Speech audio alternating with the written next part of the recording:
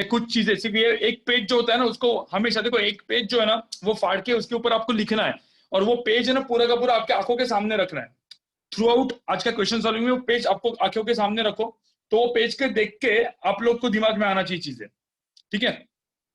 तो एक kinetic theory of gases का था। उसके बाद हम लोग गए, उसके बाद हम लोग ने क्या किया, लॉज ऑफ थर्मोडायनेमिक्स डिफाइन किया। तो मैंने हीट प्रोवाइड की जिसमें मेरी चेंज इन इंटरनल एनर्जी हुई और वर्क हुआ, ठीक है। तो मेरा हीट जो था, हीट का जो था वो था एन सी डी टी था। ये इन जनरल हीट का फॉर्म है। अब इसको इंटीग्रेशन करेंगे तो नॉर्मल फॉर्म मिलेगा, ठीक है। इसके बाद at constant pressure and constant volume, ऐसे सीपी एंड सीवी ये दो चीजें थी, constant pressure and constant volume, ये भी आपका हुआ था, राइट। उसका कांस्टेंट टेम्परेचर, सब प्रोसेसेस आपको सब कुछ याद है, राइट। सबको प्रोसेस तो आपको सब कुछ याद है, isochoric, isobaric, isothermal and adiabatic, right. इसके लिए अपन सब कुछ करेंगे। फिर उसके बाद डीयू, डीयू की वैल्यू क्या थी, एन सीवीडीटी थी, याद रखना है, मतलब चेंज इन इंटरनल एनर्जी इतनी होती है। इसको अपन ने ये भी फॉर्म दिया था, डीयू इज इक्वल टू, हम लोग और भी एक चीज बोली थी by equipartition theorem, right, n into f by two R D T, right. उससे अपन ने सीवी की वैल्यू निकाली थी। तो मैंने यहां से एक चीज निकाली थी, सीवी की वैल्यू क्या थी, f by two R, NCP की वैल्यू क्या थी। तो मैंने यहाँ पे CP minus CV is equal to R हो गया था, और इसका f plus two by two into R. कभी कभी सारी कुछ कुछ चीजें जो है ना दिमाग में रह जाती है, ठीक है। और गैमा की वैल्यू अपन ने डिफाइन की थी सीपी बाई सीवी। तो ये चीज अपने को, आपको मैंने बोला था दिमाग में रखने के लिए, जैसे डीक्यू ये होता है, डीयू ये होता है, राइट। उसके बाद अपन ने एक फॉर्म देखा था, कौन सा वाला form, PV is equal to NRT, equation है सपोज, तो उसका एक डिफरेंशियल फॉर्म देखा था, DPV plus DVP is equal to N R D T, ये एक फॉर्म देखा था अपन ने, ठीक है। और फिर उसके बाद अपन ने देखा था वर्क डन। वर्क डन क्या होता है, इंटीग्रेशन ऑफ क्या होता है, पीडीवी। तो वर्क डन अलग अलग केसेस में, isobaric, isochoric, isothermal and adiabatic में वर्क डन क्या क्या होता है, जिसमें आप आइसोथर्मल का वर्क डन दिमाग में रख सकते हो, एनआर मतलब कुछ नीट के लिए, V final by V initial. And adiabatic का वर्क आप दिमाग में रख सकते हो, जो कि होता है P one, P initial V initial minus P final V final divide by gamma minus one. अब मैंने आपके आउट सेशन में देखा था, पीवी टू द पावर, आप लोग सपोज गैमा के जगह एक्स होता है, तो यहाँ पे गैमा के जगह क्या आ जाएगा, एक्स आ जाएगा वर्क डन के लिए, ठीक है।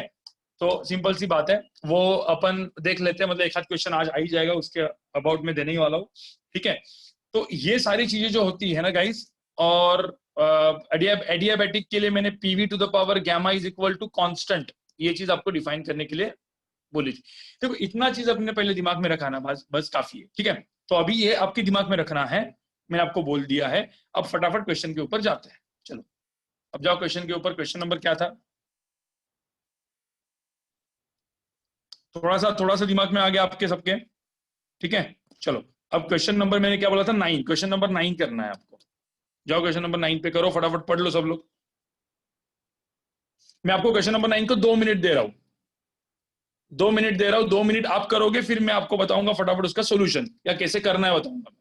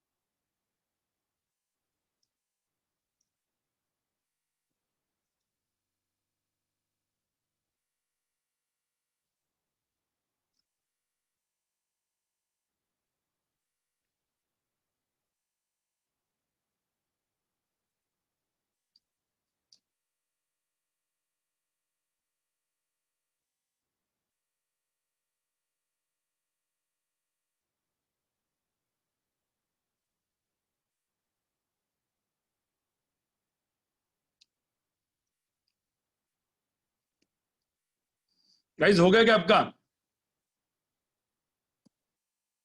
क्वेश्चन? हो गया किसी का? एप्पल खा रहा हूं मैं, वो साला लग रहा है मेरे को, बोर होता है ना, बोर, उसकी तरह उसका टेस्ट आ रहा है।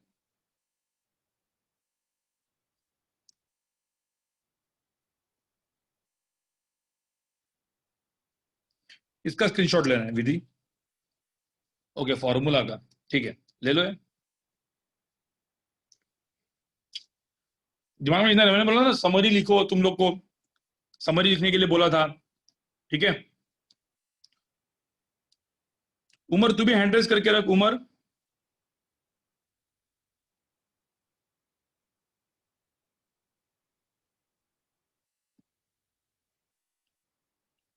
ठीक है, डाउन कर ले, हैंड डाउन कर ले। ठीक है, पहले मुझे बताओ, चलो पहले अपन इस क्वेश्चन पे ऊपर जाते हैं। मैं मतलब सॉल्व करके दिखाता हूँ, जिनको भी जो भी हुआ है, ठीक है, हुआ है तो अच्छी बात है, नहीं हुआ तो भी अच्छी बात है, ठीक है। यहाँ पे क्या क्या दिया है? यहाँ पे पहले दिया है 50 कैलोरी ऑफ हीट, ठीक है, should be supplied to take the system from, देखो यहाँ पे क्या दिया है, A to system, A to B. देखो इसको हम लोग बोलते हैं, मतलब क्या किया है, देखो यहाँ पे ना एक एरो दिया है, ये वाला एक एरो है, और यहाँ पे एक डबल एरो है जो ऊपर वाला है। तो इस स्टेट से भी ऐसे भी जा सकते हैं। देखो ए से बी पे जा रहे हैं अपन, ए से बी पे जा रहे हैं, तो यहाँ पे कितने कितने वेज में जा सकते हैं? यहाँ पे दो वे में ना, एक ऐसा और एक ऐसा, नहीं? ठीक है, तो स्टेट ए से बी में जा रहे हैं, कहां से जा रहे हैं? Through the path A C B, A C B से हम लोग इस स्टेट बी पे जा रहे हैं। Find the quantity of the heat to be supplied to take it from A to B via A D B. देखो यहाँ पे क्या किया है, जब हम लोग ए सी बी से जाते हैं, मैं ऐसे जब जाता हूं तो कितनी हीट लगती है, कितनी हीट लगी? 50 कैलोरी हीट, ठीक है। तो तुम एक काम करो, मुझे पहले तो बताओ इस केस में, गाइस मुझे पहले एक बात बताओ, इसमें 50 कैलोरी हीट लगी, ठीक है, तो मुझे तो कैलोरी कितना, 1 कैलोरी कितना जूल होता है? 1 कैलोरी कितना होता है? 2 4.2। जूल्स। जनरली 4.18 होता है, लेकिन 4.2 जूल। कभी कभी पता है क्वेश्चन में ऐसा भी दिया जाएगा, कोई क्वेश्चन ना इजी बनाने के लिए 4 जूल भी दिया जाएगा, भरोसा नहीं है, ठीक है। तो वो डिपेंड रहता है कि वो ब्रैकेट में दिया जाएगा क्वेश्चन में, कभी भी, अभी एक्चुअल में नहीं दिया लेकिन जनरली दिया जाएगा। तो 50 इंटू 4.2 कितना होता है 210 ना? 210 210 जूल। तो ध्यान में रखना, जब ये आदमी, मतलब सॉरी, जब ये थर्मोडायनेमिक प्रोसेस ए से बी पे जा रही थी, ए सी बी से, तो कितनी हीट लगी उसको? Supply 200 210 joule. अब मुझे एक बात बताओ, मैंने तुमको एक बोला था, मैंने बोला था उसको बाद में बताऊंगा मैं, एक बोला ना स्टेट वेरिएबल, और एक होता है पाथ वेरिएबल, याद है? एक होता है जो स्टेट के ऊपर डिपेंड करता है, पाथ। स्टेट मतलब क्या? What is state? स्टेट मतलब क्या? ये ए एक स्टेट है, बी एक स्टेट है, डी एक स्टेट है, सी एक स्टेट है, दीज आर द स्टेट्स। तो मैं ए से जाऊंगा बी पे, तो ध्यान में रखना, इंटरनल एनर्जी, देखो इंटरनल एनर्जी तो यू होता है, you, internal energy is state variable. State variable का मतलब क्या होता है? जैसे ए स्टेट पे internal energy suppose U A है, और स्टेट बी पे इंटरनल एनर्जी यू बी है, तो आप ऐसे जाओ, यू एन यूबी की वैल्यू क्या रहेगी? यूएन यूबी की वैल्यू सेम रहेगी, तो यूएन यूबी हमेशा क्या रहेगा? सेम रहेगा। So this called state variable. Now what is path variable? जैसे मैं ए से बी पाथ से गया, तो शायद से वर्क डन चेंज हो गया, हीट भी चेंज हो गई, देखो ना, हीट चेंज हो गया, वर्क चेंज हो गया। तो heat and work, both of them are what, which variable? Path variable, ठीक है। तो work and heat path variable हो गया, इंटरनल एनर्जी क्या होगी? स्टेट वेरिएबल होगी, क्योंकि इंटरनल एनर्जी किसके ऊपर डिपेंड रहती है? टेम्परेचर। मुझे बताओ, जो टेम्परेचर ए पे और टेम्परेचर बी पे वही रहने वाला है, ऐसा जाओ या ऐसा जाओ, temperature A and B same ही रहेगा, क्योंकि इंटरनल एनर्जी क्या होती है, किसके ऊपर डिपेंड रहती है? प्रोपोर्शनल टू क्या होती है? टेम्परेचर होती है ना, F/2 nRT, राइट? तो ये ध्यान में रखना। तो चलो ठीक है, ये हो गया। तो मुझे डेल्टा क्यू दिया है। अब क्या, मुझे एक बात बताओ, ए टू बी में जाऊंगा तो क्या मुझे बताओ वर्क पता है? वर्क आपको पता है? वर्क हमें कितना होगा यहाँ पे? Work area under the curve, area under the PV graph, क्योंकि वर्क क्या होता है? Integration of PDV. तो मुझे तो इसका एरिया कितना है? इतना ही है ना, ये एरिया है ना, कितना हो गया इसका एरिया? 50 kilo pascal. अब ध्यान में रखना, ये भी बहुत इंपॉर्टेंट चीज है, 50 किलो पास्कल मतलब 15 × 10⁻³ किलो, मतलब 3, ठीक है, इंटू वॉल्यूम। अब ये वॉल्यूम कितना है यहाँ पे? ये कितना चीज है यहाँ पे? कितना चीज है ये वाला चीज जो है, कितना है? 200 सीसी, 400 माइनस 200। अब 200 सीसी इसका मतलब क्या, व्हाट इज 200 सीसी का मतलब, मैं यहाँ पे लिखता हूँ 200 सेंटीमीटर क्यूब, तो उसको कन्वर्ट करना पड़ेगा। सेंटीमीटर मतलब क्या, 10⁻⁻2 का क्यूब, मतलब 10 क्या होगा, -6। तो एक चीज ध्यान में रखना, सेंटीमीटर क्यूब मतलब 10⁻6 होता है वो, ठीक है। तो इसको मैं मल्टीप्लाई करूंगा तो कितना आएगा गाइस, कितना आएगा इसमें, 10 जूल। गुड, ठीक है जी। तो ये हो गया डेल्टा क्यू, ये हो गया डेल्टा डब्ल्यू। अब दिमाग में हमेशा रखना है, फर्स्ट लॉज ऑफ थर्मोडायनामिक्स दिमाग में रखना है। अपन वर्क की बात करें, हीट की बात करें, मैंने फॉर्मूला में क्या लिखा, लॉज ऑफ थर्मोडायनामिक्स याद रखना है। तो लॉज ऑफ थर्मोडायनामिक्स में याद रखूंगा तो delta Q is equal to क्या हो जाएगा, डेल्टा क्यू हो जाएगा delta U plus delta W, ठीक है। तो मुझे बताओ इसमें डेल्टा क्यू की वैल्यू, अब मुझे बताओ डेल्टा क्यू पता है 210, वर्क पता है 10 जूल, तो मुझे बताओ डेल्टा यू की वैल्यू कितनी आई, इसमें जो डेल्टा यू की वैल्यू आई वो कितनी आई, 200 जूल। अब डेल्टा यू का मतलब क्या पता आपको, चेंज इन इंटरनल एनर्जी, मतलब क्या, internal energy at B minus internal energy at A. मुझे बताओ ये चेंज होगा क्या, इधर से जाओ उधर से जाओ, चेंज इन इंटरनल एनर्जी हमेशा क्या रहेगी, सेम ही रहेगी, राइट। अब मुझे क्या बोला है, जब ये पाथ इधर से जाएगा, एडीबी से जाएगा, तो बोला है कि कितनी हीट लगेगी, तो एडीबी के लिए वापस फर्स्ट लॉ ऑफ थर्मोडायनामिक्स लगाओ। तो क्या होगा, delta Q is equal to क्या हो जाएगा, delta U plus delta W, ठीक है। कोई दिक्कत है क्या, यश क्या बोल रहा है तू, यश। सर वर्क नेगेटिव है ना एसीबी में, तो क्यों, तो 220 वॉल्यूम आएगा। बढ़ रहा है, देख तू यहाँ पे कैसे जा रहा है, एसीबी में ऐसा जा रहा है, तो मुझे होता है ए टू सी में वॉल्यूम क्या हो रहा है, क्या दिख रहा है तुझे, एक्सपांड। एक्सपांड हो रहा है। एक्सपांड होता है तो वर्क क्या होता है, पॉजिटिव या निगेटिव, पॉजिटिव। पॉजिटिव। तो वर्क पॉजिटिव है ना, तो यहाँ पे पॉजिटिव ही लेंगे अपन वर्क। देखो देखो ध्यान में रखना, कभी भी एक चीज दिमाग में रखना, वॉल्यूम बढ़ रहा है पॉजिटिव वर्क, वॉल्यूम कम हो रहा है निगेटिव वर्क, खत्म बात, ठीक है। अब डेल्टा यू की वैल्यू यहाँ पे कितनी है, डेल्टा यू की वैल्यू यहाँ पे कितनी दी है, 200 जूल प्लस। अब वर्क डन मुझे निकालना पड़ेगा। अब मुझे होता है वर्क डन, मैं सपोज इस केस में गया, देखो यहाँ पे, अब ध्यान में रखना, जब मैं इधर से ऐसे गया, ऐसे ऊपर से मैं गया ऐसे, तो मुझे तो इस केस में वर्क क्या होगा, पूरा का पूरा एरिया, देखो पूरा का पूरा एरिया। तो मुझे तो इसमें कितना एरिया मुझे ऐड करना पड़ेगा, इतना तो एरिया मैंने निकाला ही है जो कि 10 था, मुझे इसके अंदर का भी एरिया निकालना पड़ेगा। या चाहिए तो आप ऐसा कर लो, देखो ये पूरा का पूरा जो मैंने यहाँ पे दिया है ना, ये एरिया क्या होगा, प्रेशर कितना है 155, ठीक है, इंटू 200, राइट, सेंटीमीटर क्यूब, ठीक है। तो एक चीज ध्यान में रखना, तो यहाँ पे सेकंड केस में जो वर्क डन हुआ वो चेंज हुआ, वर्क डन की वैल्यू कितनी आई, 155 किलो पास्कल इंटू क्या, 200 इंटू 10⁻⁻6। समझ में आ रहा है ये चीज में क्या बोल रहा हूँ, कितना है इसका आंसर, कितना है इसका आंसर, कितना है यहाँ पे 31, ठीक है, 31 जूल। तो वर्क डन यहाँ पे 31 जूल हुआ, इसमें वर्क डन 31 जूल डाल दो, तो बस तुम्हारा डेल्टा क्यू आ गया आंसर। रिवीजन हो गया तुम्हारा, कैसे यूज करना है समझ में आ रहा है तुमको, ठीक है। तो क्वेश्चन नंबर 9 हो गया। अब किसी ने मुझे पूछा था वो जे का जे बी क्या होता है, तो जे अपन निकाल देते, ठीक है। जे का एक क्वेश्चन कर लेते गाइस, एक काम करो, क्वेश्चन नंबर 12 करो, इसको स्क्रीनशॉट निकाल दो, जिनको हुआ है अच्छी बात है, नहीं हुआ है तो स्क्रीनशॉट निकाल दो। उमर समझ में आ रहा है क्या,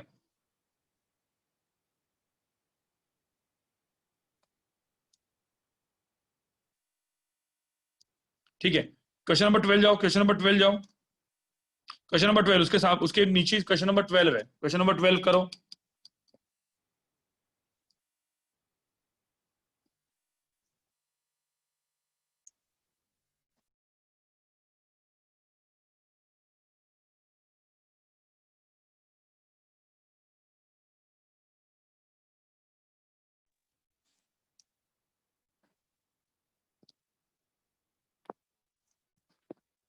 गाइस क्वेश्चन नंबर 12 करो फटाफट, उसी के सामने साथ में।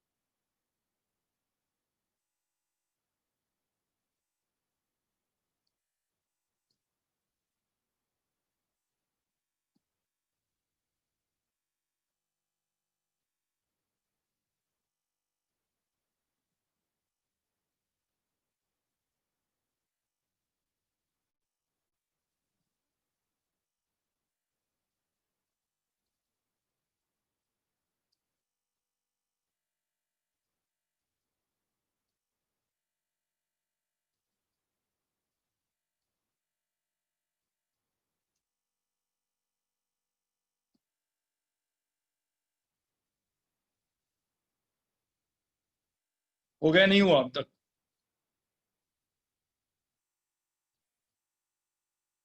ठीक है गाइस, क्वेश्चन नंबर 12 देखो। क्वेश्चन नंबर 12 देखो, इजी क्वेश्चन है ये। मेरे को किसी ने पूछा था इसीलिए, मतलब कि जे मतलब क्या होता है गाइस, जे क्या होता है, जे को क्या बोलते हैं? It's called mechanical equivalent of heat. इसका मतलब आपको पता है क्या होता है? जनरली क्या होता है, जूल जो होता है ना, वो अपन किसका यूनिट लेते हैं? एनर्जी का। ठीक है, जूल एनर्जी का यूनिट लेते हैं, जूल। ठीक है। और कैलोरी जो होता है वो भी तो किसका यूनिट है? एनर्जी का। दोनों यूनिट एक्चुअली सेम ही है, मतलब एक ही क्वांटिटी रिप्रेजेंट करते हैं। ठीक है। अब होता है क्या, लेकिन कैलोरी ये वर्ड, आप लोग मुझे बताओ, कैलोरी ये वर्ड कभी यूज करते हैं क्या हम लोग जब मैकेनिक्स पढ़ते थे? नहीं करते ना। तो जनरली कैलोरी वर्ड यूज करते हैं हम लोग जब हीट पढ़ते हैं। तो जनरली ऐसा, मतलब हम लोग को पता है 1 कैलोरी इज इक्वल टू क्या होता है? 4.18 जूल। ठीक है। तो इन शॉर्ट बोला क्या जाता है कि heat can be convert into work, work can be convert into heat, वो सब चीजें होती है। तो इसके अंदर ये जो चीज है ना, इसको हम लोग बोलते हैं, ये जो चीज था कि कितना कितना हीट, और सपोज मुझे वर्क में कन्वर्ट करना होगा, तो ये जो क्वांटिटी है, इसको हम लोग बोलते हैं मैकेनिकल इक्विवेलेंट ऑफ हीट। समझ में आ रहा है? तो करो यहाँ पे पूरा का पूरा, मतलब हीट एंड वर्क, मतलब ये सपोज ऐसा वाला चीज हो गया, मतलब एक चीज अपन ने जूल में कन्वर्ट किया, एक हीट में कन्वर्ट किया, तो ये जो होता है वो कन्वर्जन उसमें होता है। तो मुझे तो इसमें कैसे करोगे? हाँ, मतलब इन्वर्जन इसका आंसर पता है, कन्वर्जन फैक्टर ही आने वाला है, वो 4.18 आने वाला है। अब चेक करो, 4.18 ही आएगा। ठीक है। मतलब कैसे करोगे पता है, मैं आपको बताता हूँ। इधर हीट कितना लगा, इस पूरे प्रोसेस में हीट कितना लगा? 2625 कैलोरी, वो कैलोरी में दिया हुआ है। चलो अब एक काम करते हैं, हीट और कैसे निकालते हैं अपन? Delta U plus delta W से, वर्क से। अब मुझे होता है यहाँ पे वर्क कैसे कैलकुलेट करोगे? वर्क पीवी, ये पीवी ग्राफ है ना यार, पीवी ग्राफ का एरिया, वॉल्यूम बढ़ रहा है, तो वर्क, देखो एनर्जी कितनी थी? 5000। और वर्क कितना था? What is work? वर्क की वैल्यू कितनी आई? 200 किलो पास्कल, तो 210 टू द पावर 3।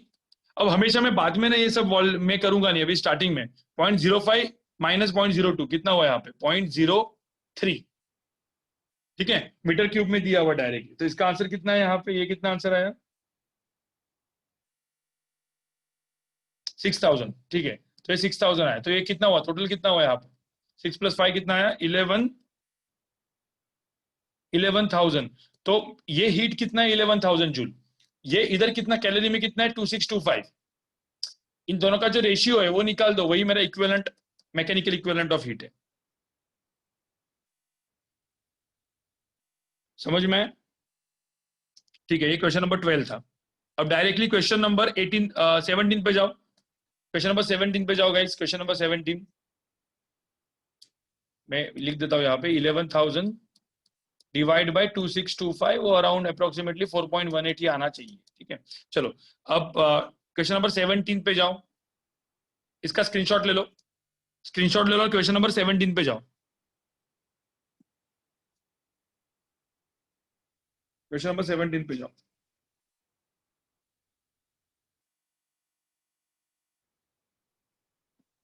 हस्तांश कुछ बोल बोल नहीं रहे तू? पढ़ाई बेड़ाई चल रही है तेरी?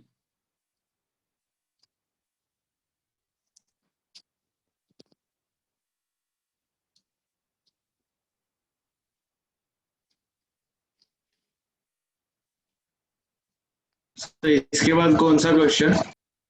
क्वेश्चन नंबर 17 ना, बोला ना मैंने, क्वेश्चन नंबर 17।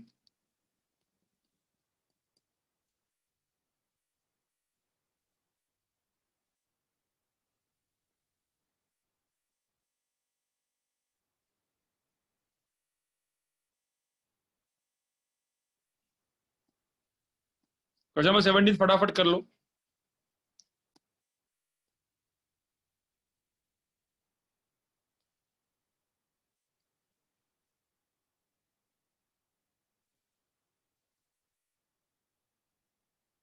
इसको मैं 3 मिनट दे रहा हूँ, चलो 4 मिनट दे रहा हूँ, क्योंकि थोड़ा सा अच्छा क्वेश्चन हो जाएगा। ठीक है, कर लो फटाफट, 8:21 तक करना है आपको इसका आंसर निकालना है, मतलब।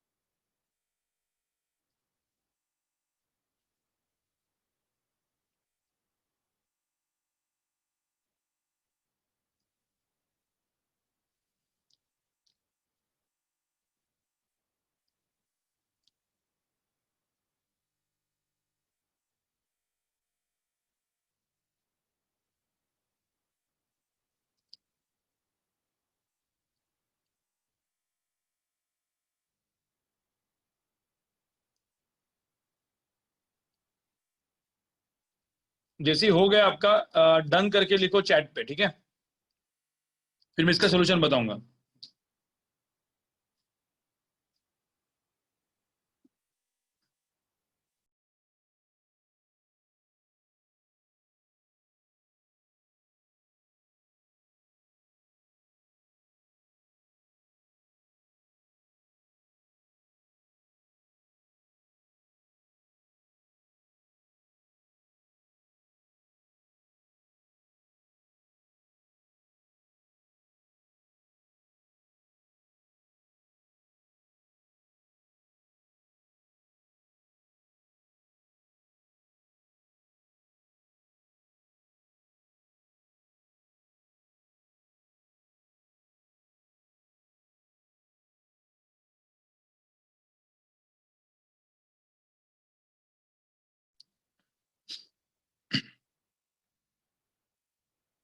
ठीक है गाइस, यहाँ पे देख लो अपने पास, क्योंकि टाइम नहीं है, टाइम नहीं है, सब लोग देख लो यहाँ पे, सब लोग देख लो गाइस, सब लोग यहाँ पे देख लो। यहाँ पे क्या हुआ गाइस, यहाँ पे मुझे बताओ क्या हुआ। एक गैस है यहाँ से निकला, ठीक है, गैस यहाँ से निकला, मैंने अब देखो प्रोसेस में ये गैस ऐसे गया, ऐसे गया, ऐसे वापस आया, लेकिन ये कौन सा डायग्राम दिया है गाइस, ये पीवी डायग्राम नहीं है, कौन सा डायग्राम है, टीवी डायग्राम है, टेम्परेचर वर्सेस वॉल्यूम डायग्राम है, ठीक है। अब टेम्परेचर वर्सेस वॉल्यूम डायग्राम है, पहली बात एक सिंपल सी समझनी है आपको, जो प्रोसेस चालू होके वापस खत्म होती है उसे, उसको प्रोसेस को हम लोग क्या बोलते हैं, साइक्लिक प्रोसेस, इसको हम लोग बोलते हैं साइक्लिक प्रोसेस, ठीक है। अब यहाँ पे एक चीज ध्यान में रखना, मैंने क्या बोला था, सबसे दिमाग में, अपने दिमाग में क्या रखना है, delta Q is equal to क्या, delta U plus delta W is my first law of thermodynamics, अपने दिमाग में हमेशा रखना है, ठीक है। अब बोला कि इस क्वेश्चन में देखो क्या बोला है, ए से बी पे गया, बी से सी पे गया, सी टू ए पे आया, अब बोला है work done in B to C. अब ये जो वर्क है, ये वर्क, ये तो होता है टोटल वर्क। मुझे बताओ, जब कोई प्रोसेस यहां से निकली, आगे गई, इधर आई, इधर आई, जब वापस उधर ही आई, तो फाइनली इधर ही आई वो, तो मुझे बताओ चेंज इन इंटरनल एनर्जी कितनी हुई, चेंज इन इंटरनल एनर्जी कितनी हुई, 0। भाई इनिशियल फाइनल सेम ही है ना यार, तो यू एफ एंड यू आई दोनों एक ही है, स्टेट डिपेंडेंट है, तो भाई डेल्टा यू की वैल्यू कितनी होने वाली है, ध्यान में रखना, साइक्लिक प्रोसेस में जब घूम के उधर ही आते हैं तो इंटरनल एनर्जी चेंज 0 हो जाता है। तो जो हीट प्रोवाइड किया वही मेरा क्या था, वर्क था। तो जो मेरा हीट प्रोवाइड किया वो था टोटल वर्क। अब टोटल वर्क कहाँ कहाँ पे हुआ है मुझे बताओ, work done in A B plus work done in B C plus work done in C A. आपको ये समझ में आ रहा है मैं क्या लिख रहा हूँ, क्योंकि मुझे वर्क डन क्या चाहिए, इन बीसी चाहिए। अब देखो यार बीसी का देखो ना, यहाँ पे एक सिंपल सी बात मैं क्यों यूज कर रहा हूँ पता है, क्योंकि ना ये सी का कोऑर्डिनेट यहाँ पे कुछ दिया नहीं है कि सी कहाँ पे है, कुछ अलग ही ग्राफ दिया है। मैंने देखो एरिया अंडर द कर्व वगैरह करने की जरूरत नहीं पड़ी मुझे यहाँ पे, मतलब जरूरत नहीं है, क्यों, क्योंकि ये ग्राफ, ये कौन सी प्रोसेस है, बीसी प्रोसेस जो है वो एडियाबैटिक है, आइसोथर्मल है, कुछ भी नहीं पता मुझे इसके इस बीसी प्रोसेस के बारे में कुछ भी नहीं पता। इसीलिए मैं किससे सॉल्व करने की कोशिश की, इसको इससे सॉल्व करने की कोशिश की। देखो ये सब आपको प्रैक्टिस से आने वाला है। अब जिसमें 1200 जूल एंड मोल्स 2 मोल्स दिया हुआ है, ठीक है। अब यहाँ पे एक सिंपल सी बात बताओ मुझे, ये ए बी प्रोसेस, ठीक है, ए बी प्रोसेस और एसी प्रोसेस, मुझे होता है एसी प्रोसेस क्या है। देखो यहाँ पे वॉल्यूम क्या है, देखो वॉल्यूम क्या है यहाँ पे, भाई एसी में for AC volume is constant, तो आइसोकोरिक है, आइसोकोरिक में वॉल्यूम कांस्टेंट है, तो जो तो वर्क डन कितना होता है इन आइसोकोरिक प्रोसेस, तो वर्क डन इन सीए, इसकी वैल्यू कितनी हो गई, 0 हो गई, ठीक है। और कभी भी ध्यान में रखना, जेई और नीट में जो क्वेश्चंस आएंगे ना, तो एकदम मतलब जेई एडवांस में इंटीग्रेशन वगैरह बेस आ सकते हैं, लेकिन जेई में ना, नीट में ना ज्यादा ऐसा इंटीग्रेशन वगैरह तो आने वाला है नहीं, ठीक है। तो आपको ध्यान में रखने का आइसोबेरिक, आइसोकोरिक, आइसोथर्मल, एडियाबैटिक, यही दिमाग में आना चाहिए। अब ए बी देखो, ए बी प्रोसेस, अब ए बी प्रोसेस आपको पता है, कोई भी लाइन जब ओरिजिन से आती है वाई और एक्स, तो उसको हम लोग क्या लिखते हैं, Y is equal to M X type की लाइन होती है वो। A line passing through origin क्या होती है, Y is equal to M X, मतलब क्या होगा, मतलब यहाँ पे देखो temperature is proportional to V, तो temperature is equal to some constant into V होगा। ये कब हो सकता है, टेम्परेचर प्रोपोर्शनल टू वी कब होगा गाइस, जब प्रेशर क्या होगा, कांस्टेंट। प्रेशर कांस्टेंट का मतलब क्या है, कौन सी प्रोसेस हो गई है, ए टू बी कौन सी प्रोसेस हो गया, isobaric process, right, isobaric process होगी। तो ये ए टू बी आइसोबैरिक प्रोसेस है। मुझे बताओ आइसोबैरिक प्रोसेस में वर्क डन क्या होता है, वर्क डन क्या लिखते हैं अपन, इंटीग्रेशन ऑफ पीडीवी होता है। आइसोबैरिक मतलब क्या, प्रेशर कांस्टेंट, प्रेशर कांस्टेंट में क्या होता है, पी इंटू डेल्टा वी होता है भाई, याद करो ना, पी इंटू डेल्टा वी होता है, वी इनिशियल वी फाइनल। मुझे बताओ पी इंटू डेल्टा वी होता है, लेकिन यहाँ पे डेल्टा वी दिया है क्या? कहीं पे भी आपको वॉल्यूम दिया है क्या? वॉल्यूम इनिशियल, ये है वॉल्यूम फाइनल, दिया है क्या ये चीज? नहीं दिया है। क्या दिया? टेम्परेचर दिया। तो आपको ना थोड़ा सा, मैंने आपको क्या बोला था, हमेशा अपने दिमाग में क्या रखना चाहिए, P dV plus V dP equal to क्या होना चाहिए, एन आर क्या डीटी। देखो PV is equal to NRT का एक दिमाग में रखना, PV is equal to NRT का डिफरेंशियल फॉर्म बहुत इंपॉर्टेंट है, जिसमें प्रेशर का चेंज कितना हो रहा है, व्हाट इज प्रेशर का चेंज, ये फॉर्म बहुत इंपॉर्टेंट है, जिसमें प्रेशर चेंज कितना हो रहा है, 0। तो मतलब मुझे बताओ पीडीवी की वैल्यू कितने की बराबर आई, व्हाट इज पीडीवी, पीडीवी की वैल्यू किसके बराबर आई, एनआरडीटी। इसका मतलब क्या, इसको इंटीग्रेट करेंगे तो क्या आएगा, पी डेल्टा वी की वैल्यू किसके बराबर आई, एन आर डेल्टा टी, क्योंकि एन आर पी सब कांस्टेंट है, तो पी डेल्टा वी की वैल्यू किसके बराबर आई, एन आर डेल्टा टी। ये बहुत इंपॉर्टेंट है, ये बहुत इंपॉर्टेंट है गाइस फॉर आइसोबेरिक प्रोसेस, ये बहुत इंपॉर्टेंट है। मतलब आप इवन आपके फॉर्मूला लिस्ट में ऐड कर तो चाहिए, तो ये फॉर्मूला लिस्ट में आप यहाँ पे ऐड कर दो, जैसे मैंने वर्क डन बाय एडियाबेटिक बोला है ना, तो वर्क डन बाय आइसोबेरिक में, आइसोबेरिक प्रोसेस में वर्क डन जो होता है उसको हम लोग लिखते हैं पी डेल्टा वी या एन आर डेल्टा टी। एक इंपॉर्टेंट फॉर्मूला बन जाता है, ठीक है। तो ये ऐड करके रखो, तो एनआर डेल्टा टी हो गया। तो वर्क डन की वैल्यू कितनी आई, तो work done by AB, work done in AB क्या हो गया, एन की वैल्यू है 2 मोल्स, आर की वैल्यू 8.3, ठीक है। और डेल्टा टी की वैल्यू कितनी है, डेल्टा टी की वैल्यू कितनी है 200। तो आंसर कितना है यहाँ पे, ठीक है 33 पता है, 3320 अच्छे से बताओ यार, 33 क्या होगा, 3320 3320, ठीक है। तो अब 3320 हुआ, टोटल हीट क्या हुआ है मुझे बताओ। अब ये वर्क डन, ये क्या हुआ, वर्क डन इन क्या हुआ, एबी। तो वर्क डन इन एबी की वैल्यू कितनी हुई 3320, वर्क डन इन बीसी अपने को चाहिए। हीट क्या हुआ है, हीट टेकन आउट किया है ना गैस, हीट क्या किया अपन ने, टेकन आउट है। तो 314 ले लो यार, जो भी करना है, मतलब मैं तो कभी कभी 314 है, तुम थोड़ी इतना कैलकुलेशन करके बैठोगे। तो जनरली जेई मेन में या नीट में ना, सॉरी जेई एडवांस वगैरह में तो 8.3 वगैरह दिया रहेगा, ठीक है। तो पीछे का आंसर मैच कराने के लिए 314 वगैरह ले लो, कोई दिक्कत नहीं है, जो भी यार समझा करो। डेल्टा क्यू की वैल्यू कितनी होगी, डेल्टा क्यू की वैल्यू कितनी है, नेगेटिव। हाँ निगेटिव, क्योंकि टेकन आउट है। टेकन आउट का मतलब क्या है, देखो जब हम लोग देते सिस्टम को तो पॉजिटिव, टेकन आउट मतलब निगेटिव। तो बस इससे वर्क डन बाय बीसी मेरा निकल गया। कोई दिक्कत है, हो गया क्वेश्चन नंबर 17, ठीक है। क्वेश्चन नंबर 17 हो गया। चलो अब एक काम करो, क्वेश्चन नंबर जाओ,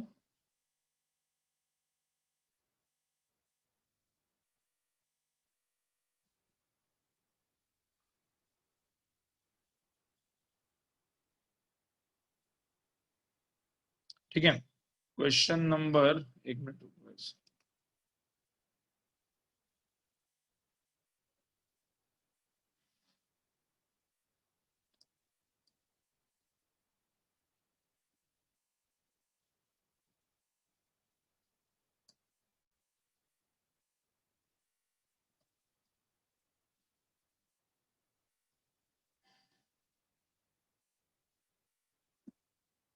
रुको गाइस, थोड़ा सा हैंग हुआ है।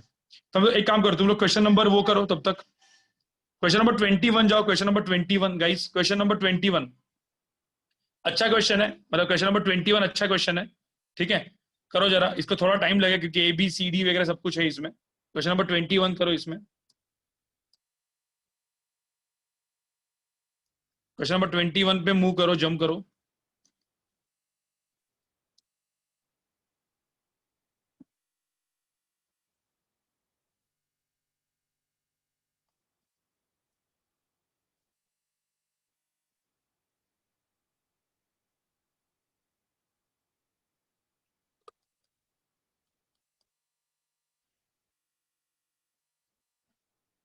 सर हाँ बोल। सर मला एक बेसिक प्रोसेस बद्दल ना, एक क्वेश्चन को सॉल्व करने के लिए हीट एंड थर्मोडायनेमिक्स में क्या क्या सोचना पड़ेगा ऐसा। बेसिक प्रोसेस मैं बोल रहा हूँ ना, मतलब बेसिक प्रोसेस मतलब क्या सोचना पड़ेगा। देखो एक सिंपल सी बात है, क्योंकि प्रैक्टिस से आएगा। मैंने इसीलिए बोला था HC वर्मा के हर एक सॉल्व एग्जाम्पल आप सॉल्व करो, पहले खुद से सॉल्व करो और फिर सॉल्यूशन देखो। मतलब मैं जो प्रोसेस बता रहा हूँ, मैं पहले ये दो चैप्टर सबसे important, laws of thermodynamics and specific capacity, ये दो चैप्टर बहुत इंपॉर्टेंट है। ठीक है, काइनेटिक थ्योरी ऑफ गैसेस थोड़ा थोड़ा आता ही है, मतलब कुछ कुछ जगह पे आता है वो। ठीक है, लेकिन अपन एडवांस की तरफ से बात किया तो ये बहुत इंपॉर्टेंट, और इवन हीट ट्रांसफर जो मैं संडे को लेने वाला हूँ। तो मैं हीट ट्रांसफर के साथ गाइस, मैं थर्मल एक्सपांशन जो है ना, थर्मल एक्सपांशन के कुछ क्वेश्चन वो हीट ट्रांसफर के साथ लूंगा। ठीक है, थर्मल एक्सपांशन के जो क्वेश्चन है वो हीट ट्रांसफर के साथ लूंगा मैं, क्योंकि हीट ट्रांसफर के क्वेश्चन ज्यादा है नहीं।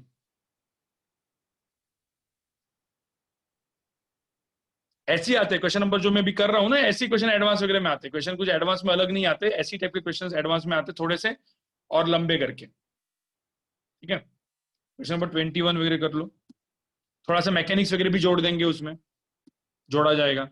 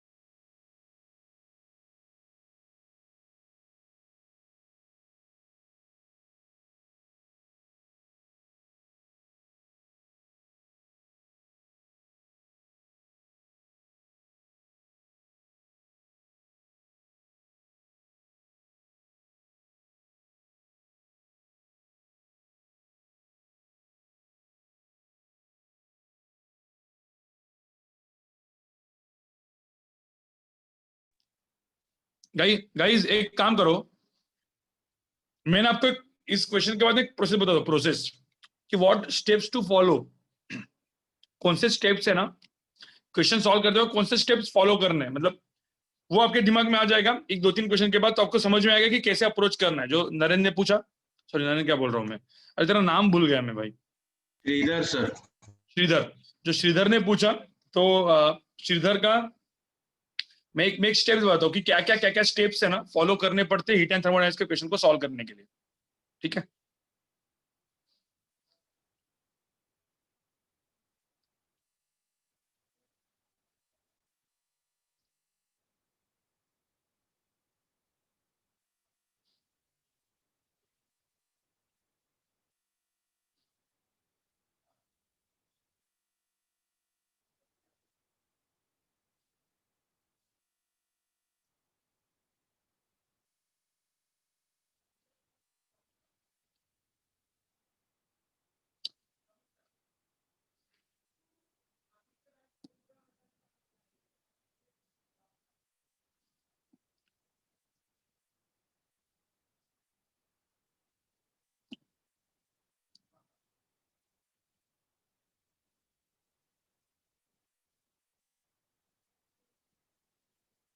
ठीक है गाइस, सब लोग यहाँ पे देख लो।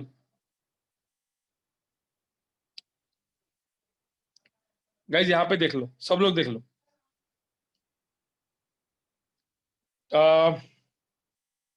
इस क्वेश्चन में ठीक है, क्या करना है मैं आपको, मैंने आपको ना एक सिंपल सी बात बोली थी, अपना फॉर्मूला लिस्ट। मैंने ना, देखो कभी भी कोई भी हीट एंड थर्मोडायनामिक्स का क्वेश्चन है ना, पहले आपके दिमाग में फर्स्ट स्टेप, ठीक है, पहले पूरा का पूरा क्वेश्चन पढ़ना है। कोई भी ग्राफ होगा, कुछ भी होगा, लेकिन पहले स्टेप है ना, मैं मतलब उसको स्टेप्स मतलब क्या, क्वेश्चन के स्टेप्स नहीं बता रहा हूँ, लेकिन ना ये delta Q equal to delta U plus delta W अपने दिमाग में ऑलरेडी पहले से होना चाहिए। ठीक है, फिर क्या देखने का ना, फिर प्रोसेस को आइडेंटिफाई करके देखने का। वर्क अपने को, मुझे होता सब प्रोसेस का वर्क अपने को पता है, एडियाबेटिक को, आइसोथोरिक को, ये जो भी पॉलीट्रोपिक प्रोसेसेस है सबका वर्क अपने को पता है, तो वर्क का calculation back of the mind में अपने को पता होता है।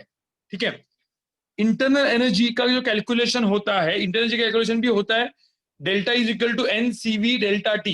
देखो यहाँ पे अभी तक क्या है ना, अपन एचसी वर्मा कर रहे हैं, तो heat and thermodynamics specific capacity के पहले है, तो इसीलिए ना ये चीज दिया नहीं, इसीलिए इन्होंने ना ये डिफाइन करके रखा है। मतलब इस केस में आप देखोगे तो सीवी की वैल्यू है ना, उन्होंने 3/2 आर दिया है। देखो यहाँ पे 3/2 मतलब 1.5 एनआरडी, मतलब ये मोनो एटॉमिक गैस। देखो इन्होंने बोला नहीं कि मोनो एटॉमिक गैस है, क्योंकि ये पहले आता है, इसलिए मैंने बोला ना स्पेसिफिक कैपेसिटी सबका कॉम्बिनेशन होता है। ठीक है, तो जो भी है, तो आपको ना इंटरनल एनर्जी के फॉर्म में भी आपको सोचना पड़ता है, तो इंटरनल एनर्जी के दिमाग में रखो। तो इसीलिए पहले देखने का कि जो गैस है ना, गैस उसका कैरेक्टरिस्टिक्स क्या दिया है वो देखना है, वो मोनोएटॉमिक है, डायएटॉमिक है, पॉलीएटॉमिक है, उसको पढ़ने का। तो पहले गैस का वो देखने का, कौन सा गैस उसमें भरा हुआ है। ठीक है, एक ये चीज। फिर उसके बाद कौन सी प्रोसेस है, पॉलीटॉपिक प्रोसेस, कौन सी प्रोसेस से जा रहा है। तो आइदर वो ग्राफिकल वे में दिया रहेगा या लिखा रहेगा। तो कभी कभी ऐसा पीवी ग्राफ में दिया रहेगा, ऐसा जाके ऐसा गया, तो मुझे बताओ अब ये कौन से प्रोसेस है, A to B, B to सी में। अब ए टू बी में आइसोबेरिक है क्योंकि प्रेशर कांस्टेंट है, बी टू सी में कौन सा प्रोसेस है, वॉल्यूम कांस्टेंट है, ऐसा सोचने का। ठीक है, फिर कभी कभी ऐसा दिया रहेगा ये होगा तो आइसोथर्मल दिया रहेगा, थोड़ा सा स्किप करोगा उधर एडियाबैटिक भी दिया रहेगा। तो ना ग्राफ से पहले आइडेंटिफाई करने का, ग्राफ दिया होगा तो कि प्रोसेस कौन सा है, तो you have to identify the process. ठीक है, फिर प्रोसेस आइडेंटिफाई करने के बाद इधर वो ग्राफ से आइडेंटिफाई करोगे, जो भी आइडेंटिफाई करोगे आपको वर्क मिल जाएगा।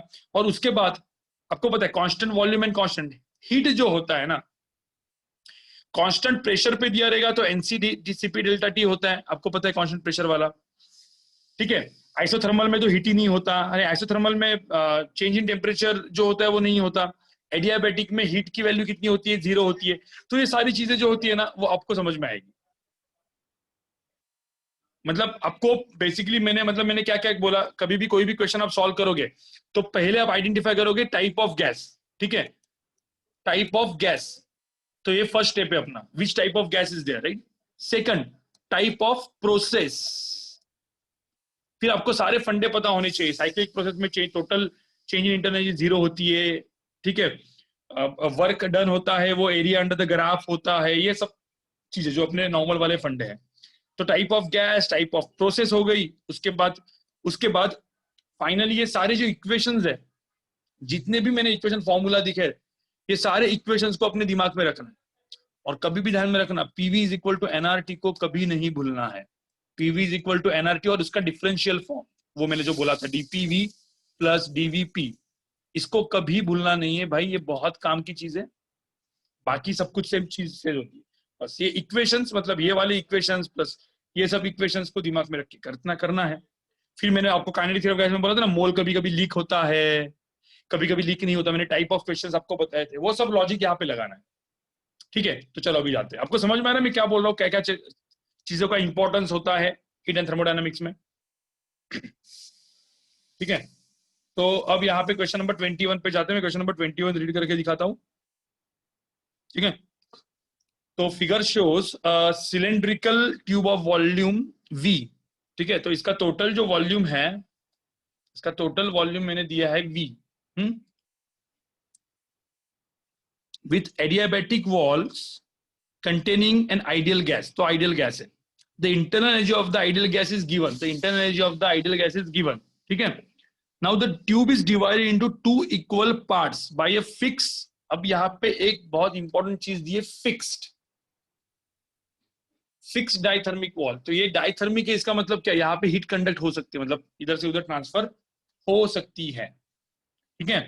तो by the fix diathermic wall, ये दिया हुआ है, ये फिक्स है, तो मैं इधर वॉल्यूम भी लिख देता हूँ, ये वॉल्यूम V होगा, तो यहाँ पे वॉल्यूम क्या होगा V/2, और यहाँ पे भी क्या होगा V/2, ठीक है, ये दिल लिया। Initially the pressure and the temperature is given P1 T1 V, तो ये मेरा इनिशियल कंडीशन है गाइस, ये मेरा इनिशियल कंडीशन है, आई लिख देता हूँ, ठीक है। Now the system is left for sufficient time, now the system is left for the sufficient time, ठीक है। So the temperature becomes equal on the two sides. अब मुझे एक बात बताओ, इस सिस्टम को ऐसे ही छोड़ दिया मैंने तो क्या होगा, मुझे बताओ, ये जो गैस है, इधर की जो मोल्स है, ये जो मोल्स कुछ होंगे, ये मोल्स यहाँ से यहाँ पे जा पाएंगे क्या, पहले तो बताओ मुझे। मोल्स तो ट्रांसफर होंगे नहीं, ठीक है, मोल तो ट्रांसफर होने वाले नहीं है, ठीक है।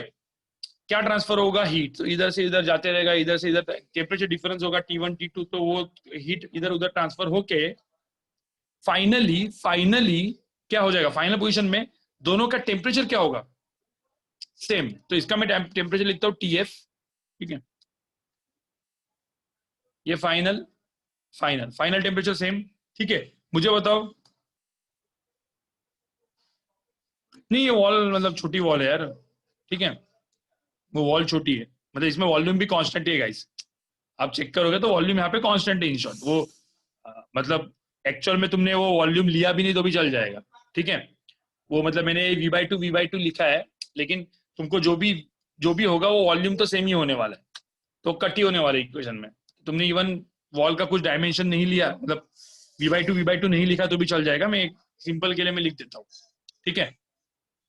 अब मुझे होता है यहाँ पे क्या होगा, जो प्रेशर है, प्रेशर, तो प्रेशर यहाँ पे आएगा कुछ P1 डैश, और यहाँ पे प्रेशर क्या आएगा P2 डैश। तो मुझे होता इतना करने के लिए कुछ दिमाग लगेगा, मुझे होता, मैं जो बोला इसका इतना करने के लिए कुछ दिमाग लगा। देखो इधर प्रेशर, देखो टेम्परेचर सेम होगा क्योंकि डाइथर्मिक वॉल है, कभी भी ध्यान रखना डाइथर्मिक होगा तो टेम्परेचर सेम होगा। यहाँ पे यहाँ से यहाँ पे कोई एडियाबैटिक है, मतलब पूरा का पूरा, ठीक है। अब मुझे एक बात बताओ, यहाँ पे पहले तो मुझे बताओ, अभी यहाँ पे क्या क्या दिया है वो पहले देखते हैं, ठीक है, क्या क्या पूछा है वो देखते हैं, ठीक है। मैं पहले ना थोड़ा सा आतिफ सर बोल रहे तो मुझे बंद करना पड़ेगा।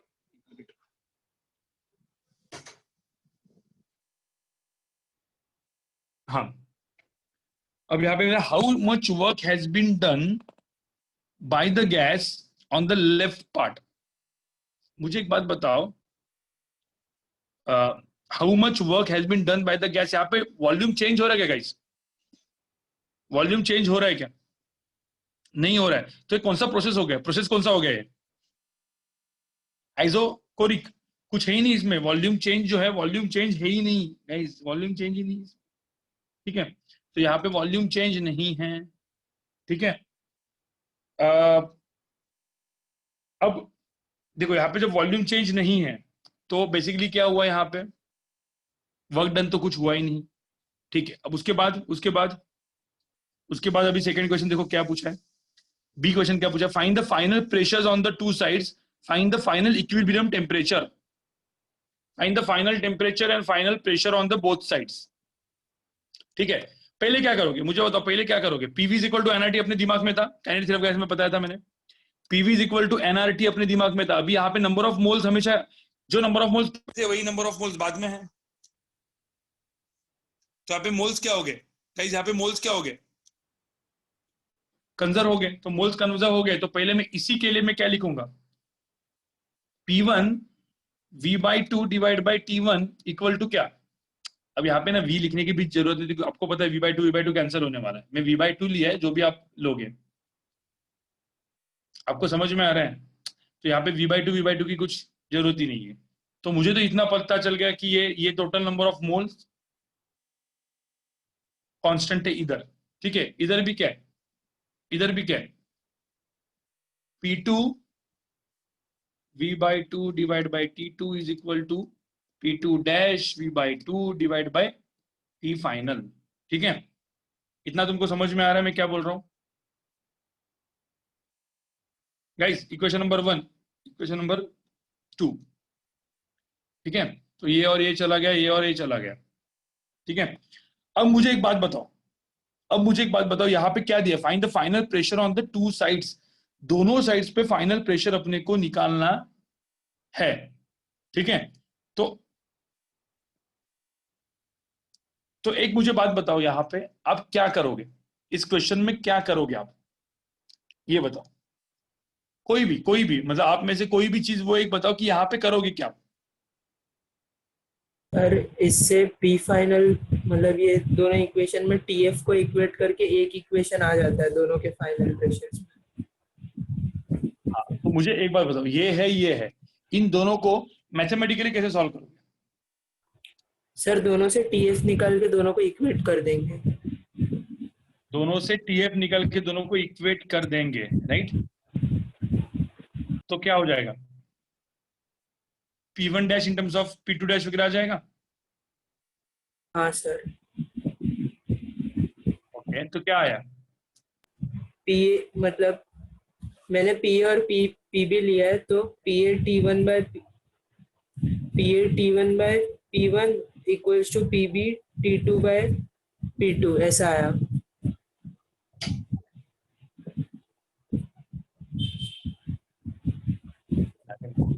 एक मिनट guys।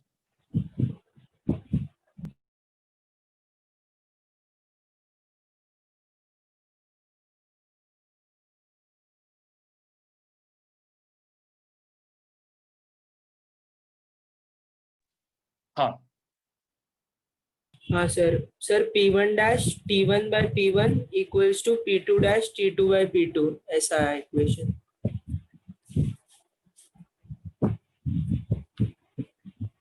ठीक है, देखो यहाँ पे मैंने सपोज टीएफ फाइनल इक्वल किया, तो P1 dash T1/P1 is equal to क्या किया मैंने, टीएफ इक्वल किया P2 डैश T2/P2, गाइस। अब यहाँ पे मुझे तो P1 dash and P2 dash के अंदर रिलेशन है, उसके बाद क्या करोगे, कोई भी। गाइस यहाँ पे एक चीज देखो, एक एक चीज जो है कि शुभम हैंड रेज करना। सर हम लोग हीट एनर्जी कंजर्वेशन कर सकते हैं। N1 C1 delta T1 is equal to N2 C2 delta T2। उसमें से CC तो कैंसिल हो रहा है, उसकी ज़रूरत नहीं क्योंकि सेम गैस है। तो फिर N1 into final temperature TF, तो N1 TF minus T1 is equal to N2 T2 minus TF। तो उससे एक और रिलेशन आ जाएगा जिसमें हम लोग N1 की वैल्यू डाल सकते हैं P1 V/2 बाय RT1, और N2 की वैल्यू वैसी P2 V/2 RT2, और V/2 और R तो कैंसिल हो जाएगा ऑटोमेटिकली। तो उससे T फाइनल मिल जाएगा हम लोग को, और T फाइनल मिल गया तो हम लोग उसको दोनों रिलेशन 1 और 2 में डाल के P1 डैश और T1 डैश निकाल सकते हैं, क्योंकि उसमें बाकी कुछ अननोन है ही नहीं।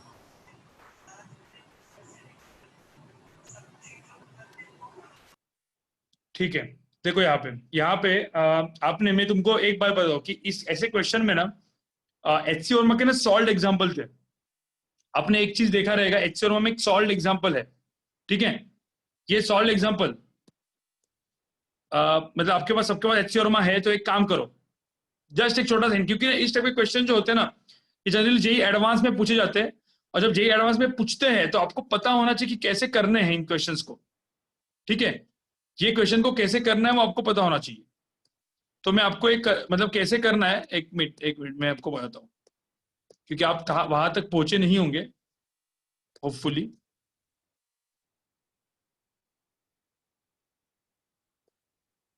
एक मिनट गाइस, मैं आपको बताता हूँ, मैंने क्वेश्चन आपको क्लास में करवाया था ये चीज।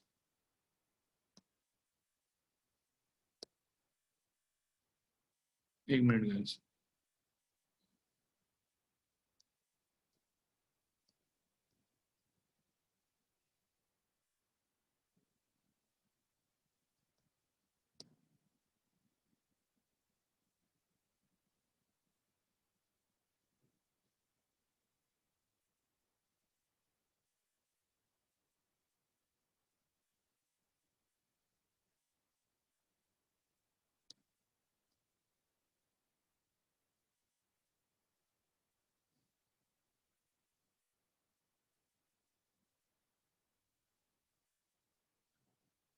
सिर्फ एक काम करो, इसी टाइप का जो क्वेश्चन है, क्वेश्चन नंबर 21, ठीक है, मैं इस क्वेश्चन के बाद ना मैं आपको एक पेज नंबर, मतलब सिर्फ याद रखना पेज नंबर 29 पे आपको जाना है, 29 पे पेज नंबर क्वेश्चन नंबर 12 देखना है, ठीक है, KTG kinetic theory of gases, ठीक है, पेज नंबर 29 क्वेश्चन नंबर 12, ठीक है, ये इस पे जाना है इसके बाद,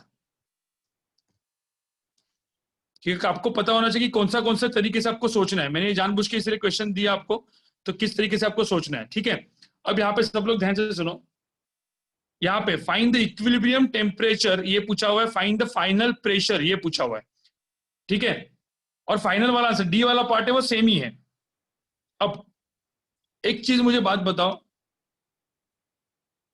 अलग अलग लोग, तुम लोग ने अलग अलग बोला, राइट, ये चीज जो है, ये चीज दिमाग में रखना है कभी भी, ये चीज तो अपने दिमाग में रख दी। एक मिनट, कोई क्या बोल रहा है, पी फाइनल, भाई क्यों ऐसा क्यों बोला तुमने? आदित्य, एक मिनट, किसी ने, एक मिनट, एक minute, Ayush Patil hand raise कर भाई।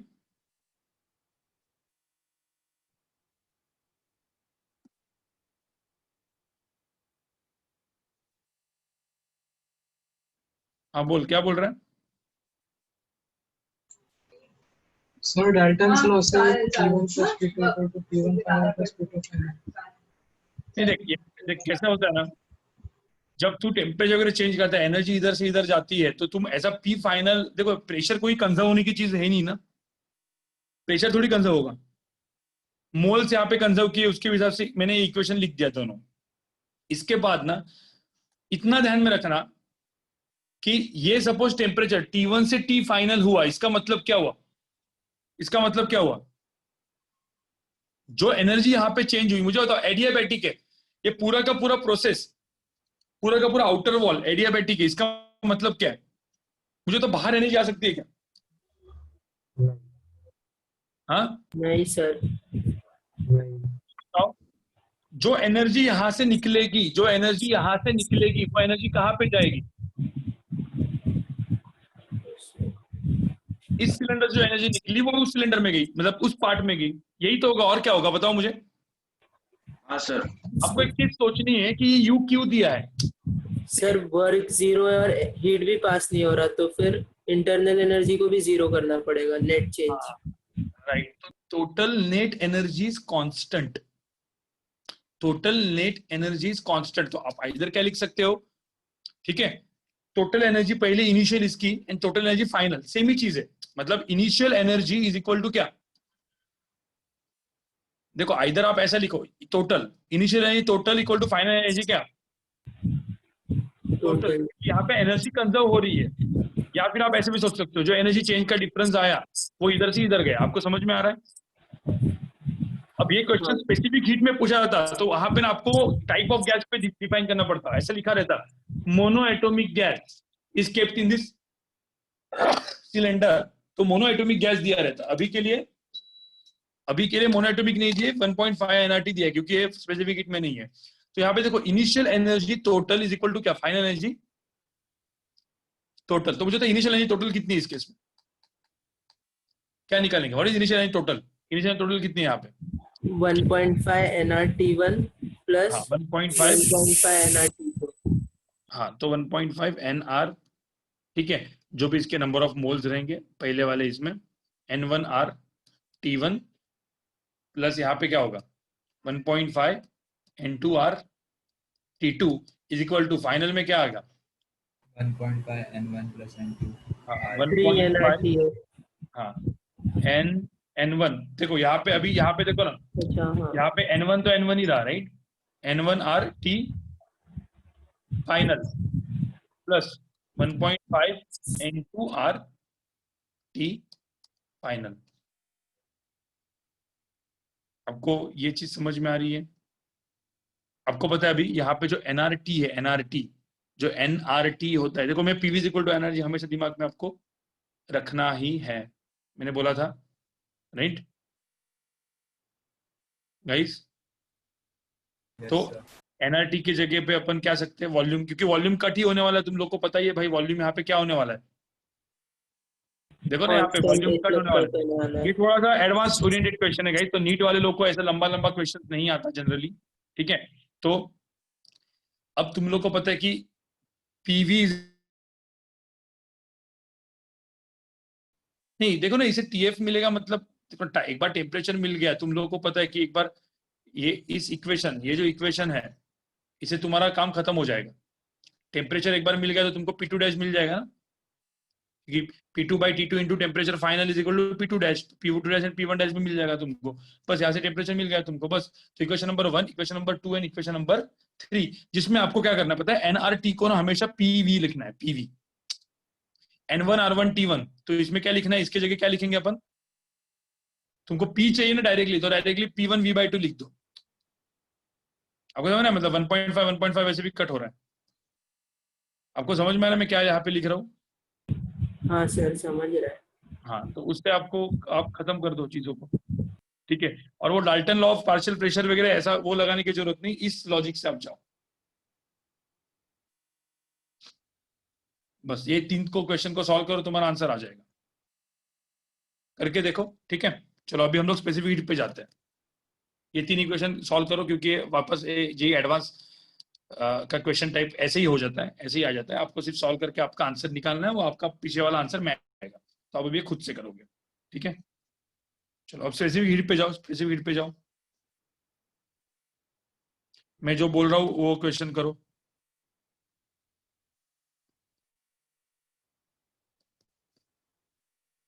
सर हाँ बोल बोल। क्वेश्चन 21 में एक डी पार्ट भी दिया है, वो कैसा करेंगे? वो तो चेंज इन एनर्जी ना, वो तो डेल्टा यू लिखा है 1.5 NR TF minus T I T1 minus T I, वो पूछा है उन्होंने, ओके सर। ठीक है। हाँ सर। ठीक है, तो अब यहाँ से डायरेक्टली जाओ, मैं इसी टाइप के क्वेश्चंस कुछ करा रहा हूँ, ठीक है। अब पेज नंबर, गाइस एक काम करो, पेज नंबर बहुत मतलब, क्योंकि इसके सॉल्व एग्जांपल में अच्छा क्वेश्चन है, पेज नंबर 74 पे जाओ। गाइस पेज नंबर 74 पे जाओ। पेज नंबर 74 पे क्वेश्चन नंबर 9 देखो, क्वेश्चन नंबर 9, क्वेश्चन नंबर 9 देखो, मतलब इस टाइप का क्वेश्चन मैं भी करवा रहा हूँ, ठीक है। अच्छा क्वेश्चन है।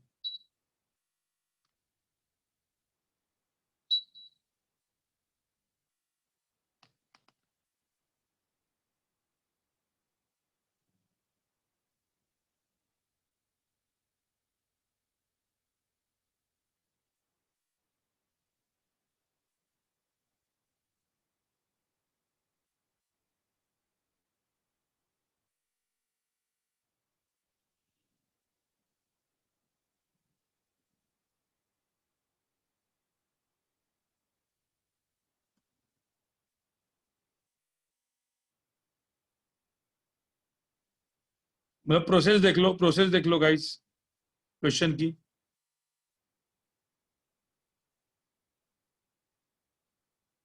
इसको ज्यादा कोई टाइम नहीं देता हूँ मैं, 2 मिनट देता हूँ, ठीक है। 2 मिनट दे रहा हूँ, फटाफट देख लो।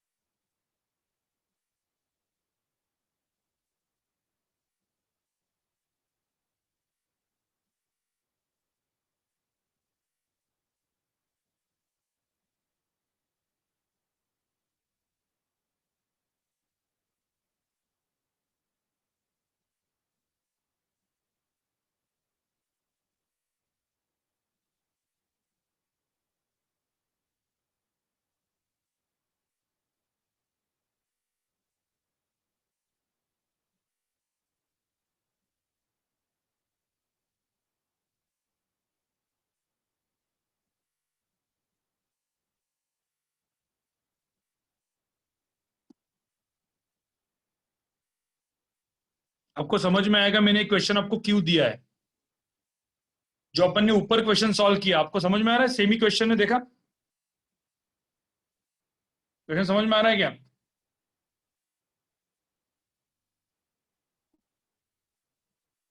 बस यहाँ पे क्या हुआ, यहाँ पे सेपरेट मॉल में नहीं, देखो यहाँ पे ये, अब पहले पढ़ो क्वेश्चन पढ़ो, 2 मिनट दे रहा हूं ना मैं।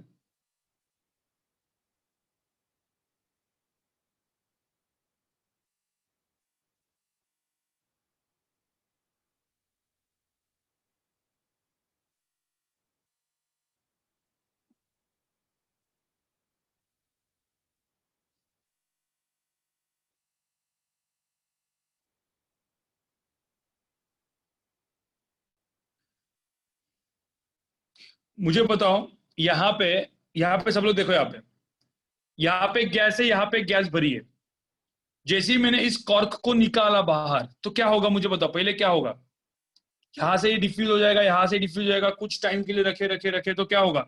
दोनों जगह प्रेशर क्या हो जाएगा? दोनों जगह प्रेशर क्या हो जाएगा? ये मेरा इनिशियल कंडीशन है, ये मेरा इनिशियल कंडीशन है। अब फाइनल कंडीशन में क्या होगा? What is final condition? दोनों का प्रेशर सेम, तो पी डैश, इधर भी पी डैश, दोनों का प्रेशर सेम ना, क्योंकि प्रेशर सेम नहीं होगा तो और डिफ्यूज होते रहेगा। ठीक है, ये मैंने टाइप ऑफ क्वेश्चन में बताया था काइनेटिक थ्योरी ऑफ गैसेस में। ठीक है, प्रेशर सेम, वॉल्यूम तो भाई सेम ही है, ये V1 है, ये V2 है। ठीक है, इस केस में वॉल्यूम तो सेम ही है। इसके बाद टेम्परेचर, अब दोनों का टेम्परेचर भी क्या हो जाएगा? सेम, क्योंकि थर्मल इक्विलिब्रियम में पहुंच गया। कभी कभी क्वेश्चन थोड़ा सा अलग देने के लिए, पता है, इसको कांस्टेंट टेम्परेचर में रखा जाता है, मतलब ये किसी के अंदर, जैसे कि ये आइस में डुबा दिया, इसको कुछ और जगह पे डुबा के रखा है, तो टेम्परेचर उस तरीके से मेंटेन किया जा सकता है। लेकिन अभी के लिए कुछ नहीं, अभी के लिए क्या होगा, इसको छोड़ दिया तो टेम्परेचर क्या हो जाएगा? सेम। ठीक है, अब हुआ क्या इस केस में गाइस, हुआ क्या इसमें? देखो यहाँ पे मुझे बताओ, इस कंटेनर में नंबर ऑफ मोल्स कांस्टेंट रहेगा? पहले बात बताओ। नहीं, नहीं, टोटल नंबर ऑफ मोल्स, तो यहाँ पे ना total number of moles conserve किए जाएंगे, तो initial total number of moles equal to final total number of moles. समझ में आया? हाँ सर। तो अब आपको दिमाग में तो PV is equal to NRT है ही ना, अब ये आप कर लो। ठीक है, PV is equal to NRT है, तो फिर P1 V1 बाय RT1 वगैरह लिखो, जो भी होगा, तो इसका एक इक्वेशन आएगा टोटल नंबर ऑफ मोल्स का। हाँ सर, ये तो हो जाएगा, टाइप ऑफ क्वेश्चन में था ऐसा। ठीक है, हाँ ये था। उसके बाद क्या हुआ? नहीं, मैं क्यों दिया है आपको ध्यान में समझना बहुत जरूरी है, मैंने क्यों दिया है समझना जरूरी है। इसको मैंने जैसे निकाल दिया, अब इसके बाद एक तो ये आ गया, लेकिन 2 वेरिएबल्स है ना यहाँ पे। अब इनिशियल एंड फाइनल लिखोगे तो 2 वेरिएबल है। अब क्या हुआ बेसिकली, बताओ मुझे। सर अभी टोटल हीट भी सेम ही रह रहा है, तो N1 इंटू डेल्टा टी, मतलब N1C डेल्टा हाँ, टी। या फिर initial energy is equal to final energy, या जितनी एनर्जी यहां से निकली, देखो यहाँ पे जितनी एनर्जी यहां से निकली T माइनस T डैश वाली, उतनी एनर्जी कहाँ पे गई? इधर गई। अब समझ, हाँ, या फिर आप क्या कर सकते हो, initial energy is equal to final energy, दोनों का मतलब सेम ही है। डेल्टा यू यहाँ की करो, उधर गए, या फिर initial total energy equal to final total energy, ये था इक्वेशन नंबर 2 सेम। तो यहाँ पे था ना, इक्वेशन से कॉम्प्लिकेट होगा, उससे अच्छा मैंने ये वाला किया, मतलब P into V1 plus V2 upon T1 plus T2 is equal to N1 plus N2 R, और उधर से पूरा वैल्यूज मिल रहा था सब सब्स्टिट्यूट करने के लिए। ठीक है, मतलब वो तो इक्वेशन का पार्ट है, मतलब मैं मतलब किससे किया, NCVDT या NCVT नॉर्मल? NCVT normal. हाँ, तो NCVT ना, मतलब नॉर्मल, मतलब internal energy equal to final energy, वैसा ना। ठीक है, सेम ही चीज है, मतलब कोई भी कर सकता है, तो कोई दिक्कत नहीं है। आपको समझ में आ रहा है मैं क्या बोल रहा हूँ? सर हाँ बोल। सर एक टाइम के बाद दोनों का प्रेशर सेम हो जाएगा ना? दोनों का प्रेशर सेम हो जाएगा ना। देख, मैं इसका इक्वेशन लिखूं मैं, तो इसका इंटरनल एनर्जी क्या होगा? इनिशियल टोटल एनर्जी, देखो यहाँ पे जो मैंने सेम ऊपर लिखा है वो करो यार, मतलब N1 पहले इनिशियल जो भी होगा N1C। देखो एक्चुअली एक चीज दिमाग में रखना है, कभी कभी क्या होता है ना, मैं NCDT लिखता हूँ, NCT लिखता हूँ मैं, NCV इंटू टी लिखा इनिशियल एनर्जी, तो इस N इंटू टी को मैं PV बाय आर भी लिखा दो। ऊपर मैंने बोला था ना आपको PV बाय आर लिखने के लिए, मतलब या NRT यहाँ पे, तो PV लिखने के लिए, तो सेम चीज यहाँ पे क्या लिखना है, PV बाय आर, और आर सब जगह पे कॉमन ही होने वाला है। तो N1C इंटू टी जो है, मतलब N1C into T1 initial energy क्या होगी, और यहाँ पे क्या होगी N2C इंटू क्या हो जाएगी, C2 is equal to final क्या हो जाएगा, मैं यहाँ पे भी मतलब लिख ही रहा हूँ, ठीक है। अब जो भी होगा N1 डैश, अब मैं एक क्यों लिख रहा हूँ यहाँ पे देखो, C1 T डैश प्लस यहाँ पे क्या हो जाएगा N2 dash CV into T dash. अब यहाँ पे ध्यान में रखना N1 T1 और N2 T2, PV is equal to NRT दिमाग में रखना है, PV is equal to NRT दिमाग में रखा तो N इंटू T की वैल्यू क्या होगी, PV बाय R। तो इसके जगह CV तो PV बाय R आएगा, समझ रहे हो। यहाँ पे क्या आ जाएगा PV बाय R, उससे करना है आपको।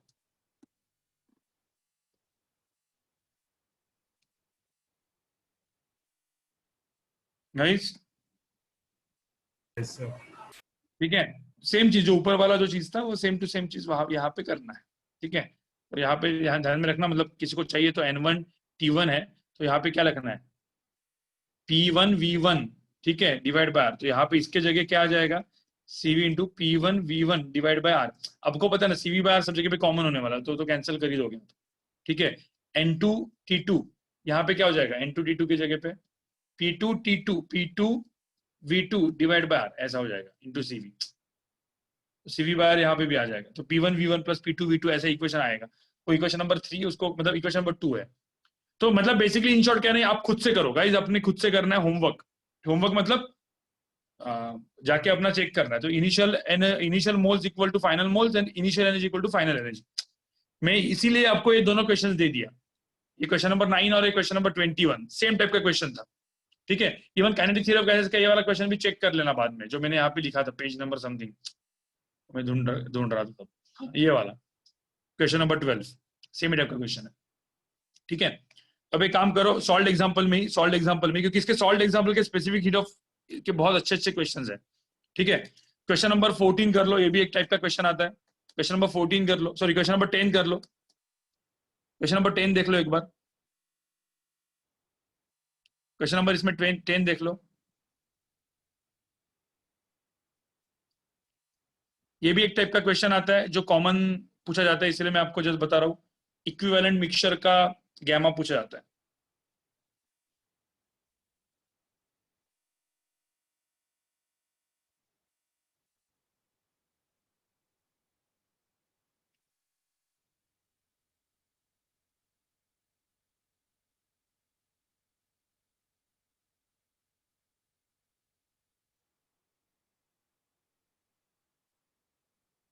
क्वेश्चन नंबर 10 देखो, 2 मिनट 3 मिनट पढ़ लो, क्योंकि ये भी एक कंसेप्चुअल क्वेश्चन ही है, मतलब ये डायरेक्टली आप रिजल्ट भी याद रख सकते हो इसका।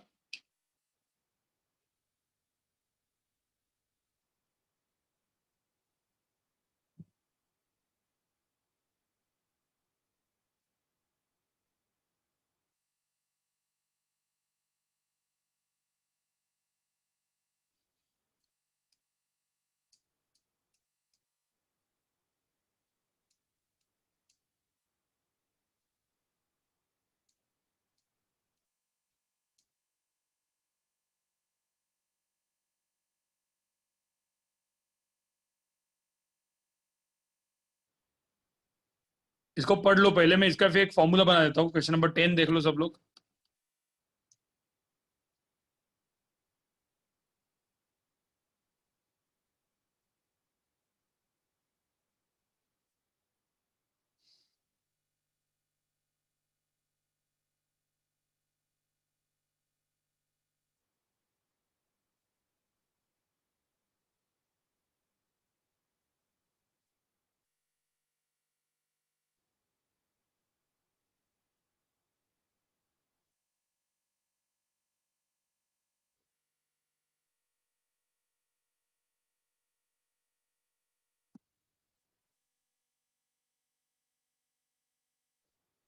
देख लिया आपने?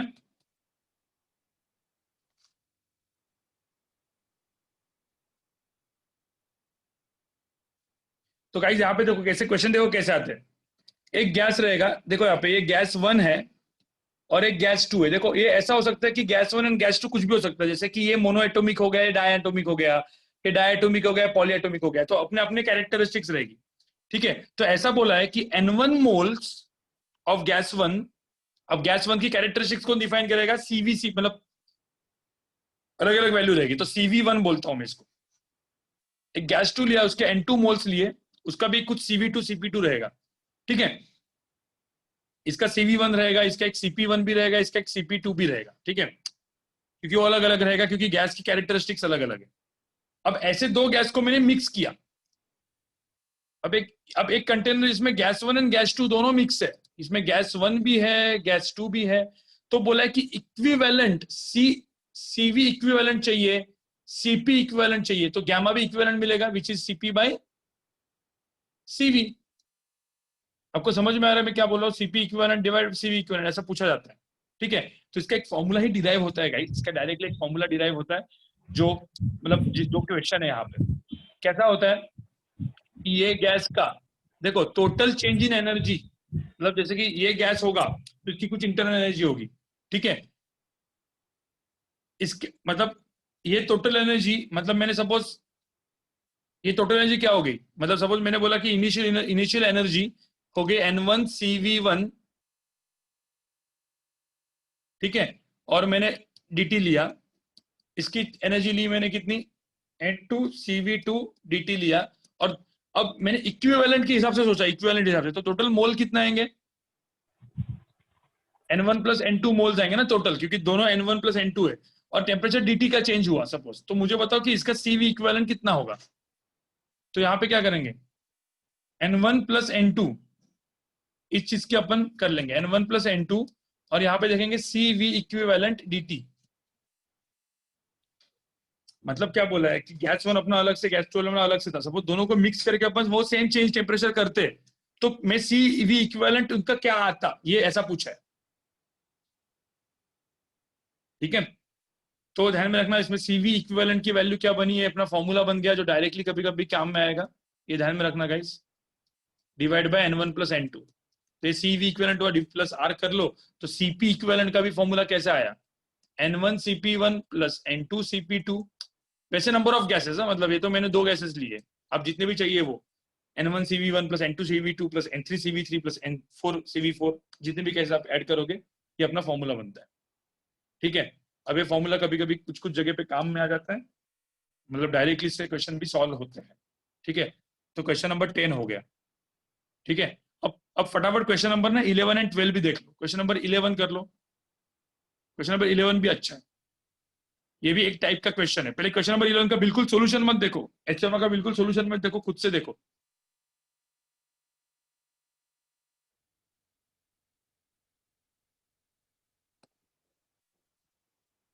नहीं गाइस, सागर रिएक्शन वगैरह नहीं करवाना है, तो वो सब केमिस्ट्री घुस जाएगा फिर, ठीक है।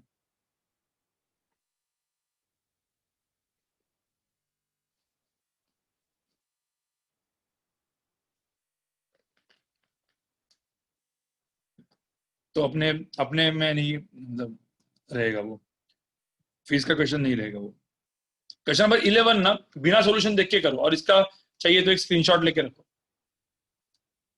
इसका स्क्रीनशॉट लेके रखो। थोड़ा सा आपको ना गाइस, थोड़ा सा आपको हीट एंड थर्मल का प्रैक्टिस करना पड़ेगा, ठीक है। मैं हीट ट्रांसफर के टाइम में बहुत सारे, मैंने इसलिए 2 हफ्ता दिया है, क्योंकि अपना और एक क्वेश्चन सॉल्विंग वाला सेशन हीट ट्रांसफर का भी बचा है, तो मैं हीट ट्रांसफर में भी इसके कुछ क्वेश्चंस कराऊंगा। सर अगले हफ्ते फ्लूइड्स भी है ना, या नहीं है? नहीं होगा, नहीं होगा, फ्लूइड्स नहीं है। फ्लूइड्स के लिए अलग वीक रखोगे मतलब उसके बाद का? फ्लूइड के लिए मैं अलग, फ्लूइड एंड इलास्टिसिटी करके चैप्टर था ना जो छोटा सा, ठीक है। तो फ्लूइड में मैं शायद से सरफेस टेंशन वगैरह सब कुछ कराऊंगा ना, तो फ्लूइड मैकेनिक्स एंड इलास्टिसिटी उसका एक अलग जिक्र रखेंगे अपन, हाँ सर। ठीक है। क्योंकि ये हीट एंड थर्मोडायनामिक्स का कैसा है ना, थोड़ा सा ये बोरिंग होता है, तो आपको थोड़ा प्रैक्टिस करना पड़ेगा।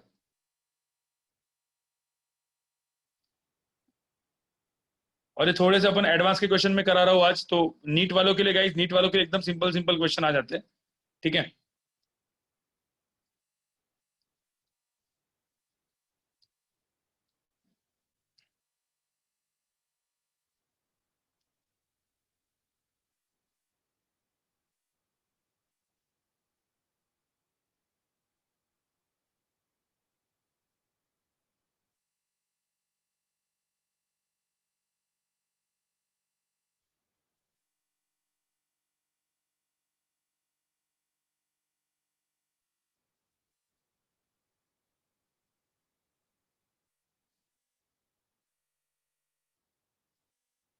ठीक है, मैं क्वेश्चन नंबर 11 क्यों दिया है यहाँ पे ध्यान में सब लोग देखो गाइस, यहाँ पे सब लोग देखो, देयर इज अ गैस, इसका ये कांस्टेंट गैस, ये कौन सा गैस है, डायटोमिक, क्योंकि गामा की वैल्यू कितनी दी है, ये डायटोमिक गैस है क्योंकि गामा की वैल्यू कितनी दी है 1.4, ठीक है, ये डायटोमिक गैस है।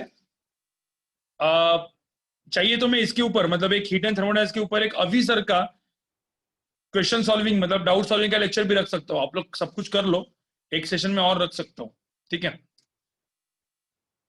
गामा की वैल्यू 1.4 है, वर्क डन है 200 जूल, आइसोबेरिक प्रोसेस है, ठीक है, बोला है टोटल हीट कितना होगा, टोटल हीट कितना होगा, ठीक है, ये चीज पूछा है।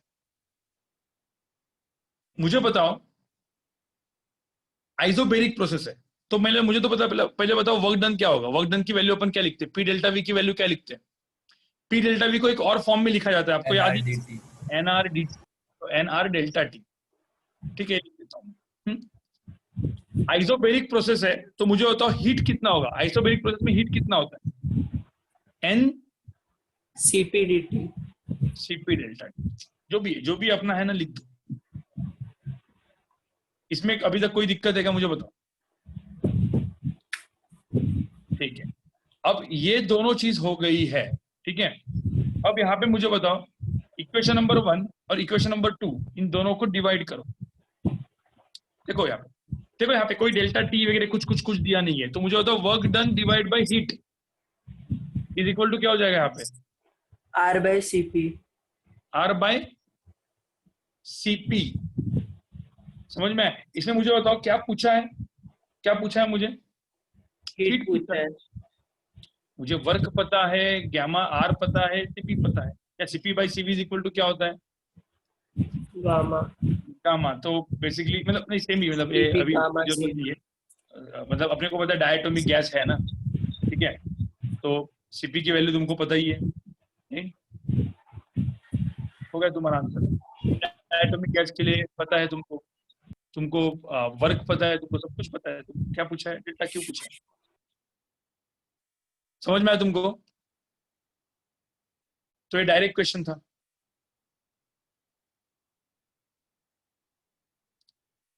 मतलब जरूरत नहीं है ना, मतलब डायरेक्टली कर सकते तुम, डायरेक्टली डिवाइड कर लो, तुम्हारा काम आ गया, क्योंकि एन डीटे का एन डेल्टा टी, इसको दोनों को डिवाइड कर लो, तुम्हारा आंसर आ गया, ठीक है। तो ये क्वेश्चन था क्वेश्चन नंबर 11। क्वेश्चन नंबर 12 जो है गाइस, मैं क्वेश्चन नंबर 12 क्यों बताया, क्योंकि अपने को अपन वैसे भी साउंड वेव्स में पढ़ने वाले, वो मतलब देखने वाले, आपको पता है ना साउंड का स्पीड कितना होता है, वो इस साउंड का स्पीड निकालने के लिए it's adiabatic process, not isothermal process. हाँ sir, gamma RT by M, हाँ, तो एक बार कैलकुलेट, क्वेश्चन नंबर 12 देख लो, क्वेश्चन नंबर 12 देखो, सिर्फ पढ़ो, क्वेश्चन नंबर 12 पढ़ो जरा।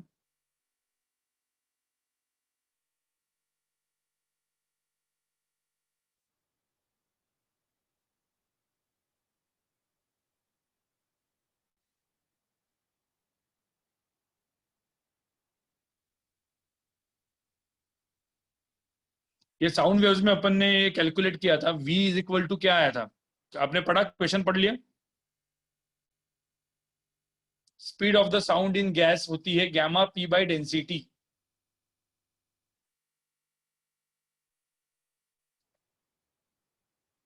तो गामा निकालना है, cp बाय cv निकालना है,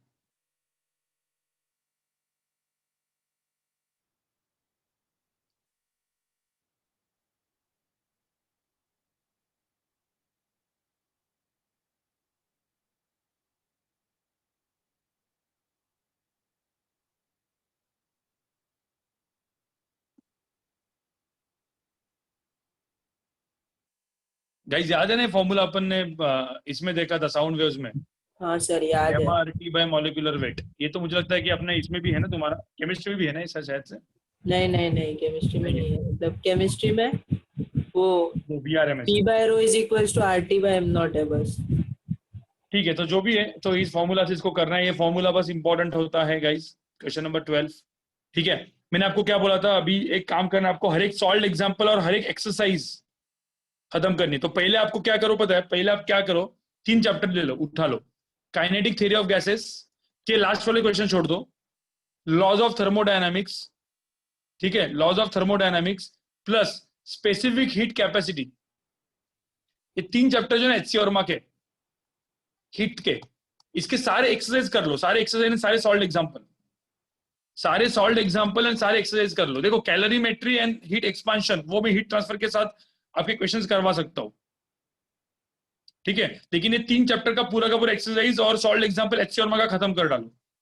मॉड्यूल्स का बाद में करते रहो क्योंकि अपने पास टाइम है ना, क्योंकि आपकी टेस्ट तो बाद में भी होती ही रहेगी, तो मॉड्यूल्स का अपन आराम से आप करते रहोगे मॉड्यूल के क्वेश्चन, लेकिन एचसी वर्मा के क्वेश्चंस कर दो, ठीक है। एक काम करते गाइस, एक लास्ट का एक हाथ क्वेश्चन कर लेते हैं इसमें, ठीक है।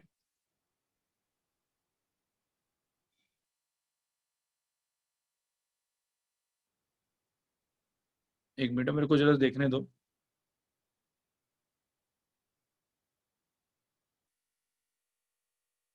थोड़ा सा अच्छा क्वेश्चन देखने दो।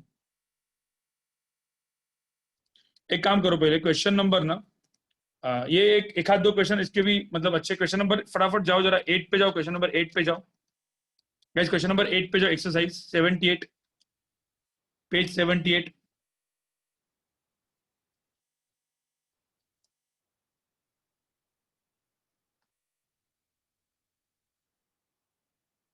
पेज 78 पे जाओ जरा।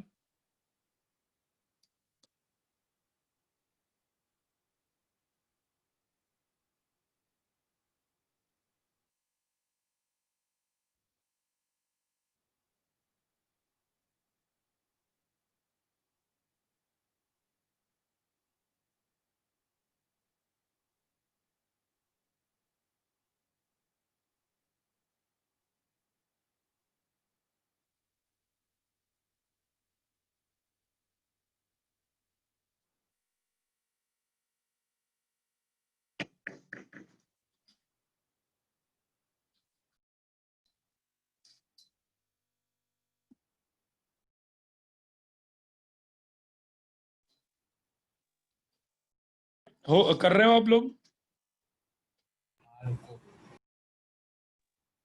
Yes sir.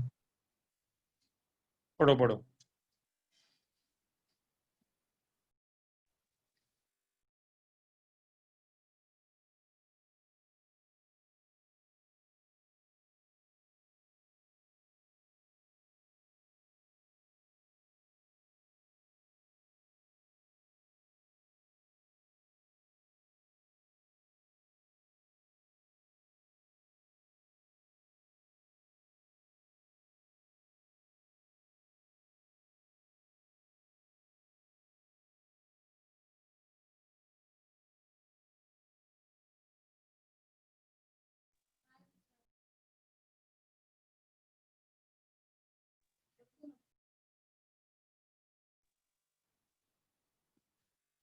गाइस हो गया क्या? हाँ सर हो गया।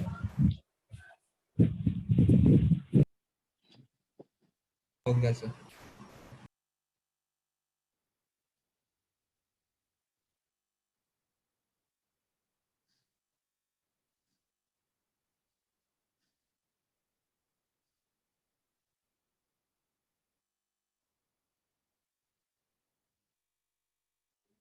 Find the molar heat capacity of the process, मतलब मुझे तो क्या पूछा है बताओ मुझे यहाँ पे, मुझे तो एक कौन सा प्रोसेस है कुछ पता है क्या अपने को?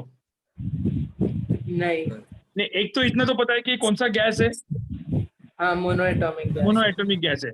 तो तुमको पता है सीवी की वैल्यू कितनी होगी?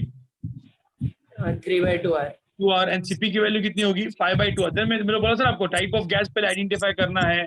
गैमा की वैल्यू कितनी होती है इसमें, जस्ट मैं रिवीजन के लिए दे रहा हूँ, कितना है 1 पॉइंट कितना है? 1.6 sir.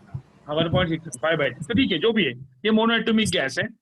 Amount Q of the heat is added to the monoatomic ideal gas, एक Q amount of heat add किया है। तुम लोग को पता है कि dq इज इक्वल टू क्या होता है? NCDT। जब अपने को कोई प्रोसेस पता ही नहीं है तो अपन इसको क्या बोलते हैं? पॉलीट्रोपिक प्रोसेस, ठीक है। तो Q amount of heat add किया हुआ है, जिसने मतलब Q amount of heat add की है तो इसकी वैल्यू Q दी है, ठीक है। अब वर्क कितना हुआ है? What how much is the work? Q/2।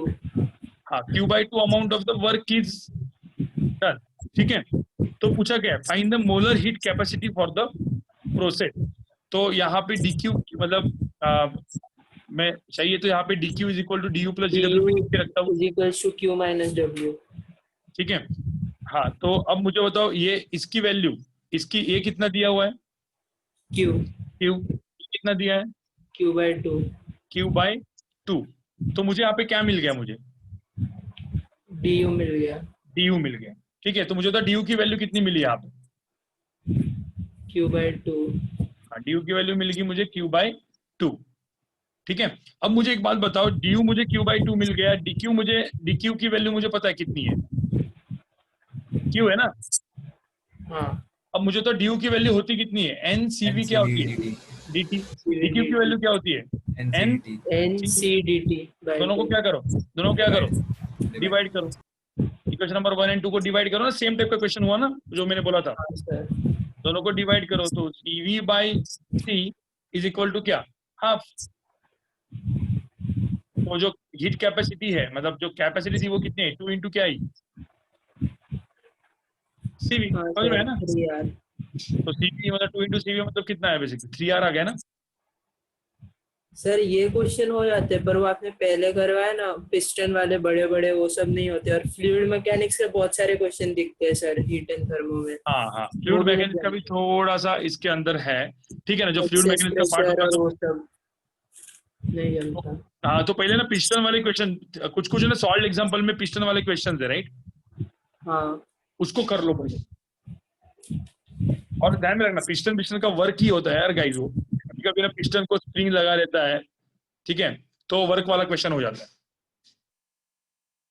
आपको पता नहीं एक चीज, जो फ्री एक्सपेंशन ऑफ गैस, तो आपको आइडिया है ना उसका, फ्री एक्सपेंशन ऑफ गैस मैंने कंसेप्ट बताया था, हाँ free sir, expansion of gas का। DU DQ सब जीरो रहता है वैक्यूम हाँ, expansion. Free expansion of gas में वैक्यूम में, ध्यान में रखना वैक्यूम में, ये मैंने बताया था ना क्लास में, बताया था क्या, हाँ बताया था फ्री एक्सपेंशन। वैक्यूम में फ्री एक्सपेंशन होता है। मतलब वैक्यूम में क्या होता है बेसिकली, यहाँ पे कोई भी एक्सटर्नल एजेंट नहीं है, देखो ध्यान में रखना, कोई एक्सटर्नल एजेंट नहीं होगा ना, तो गैस का कभी भी वर्क होगा ही नहीं, क्योंकि उसको ना कोई, देखो अपोज करने के लिए कुछ है ही नहीं, ठीक है। तो वर्क डन बाय गैस उसके इसमें क्या होता है basically, zero.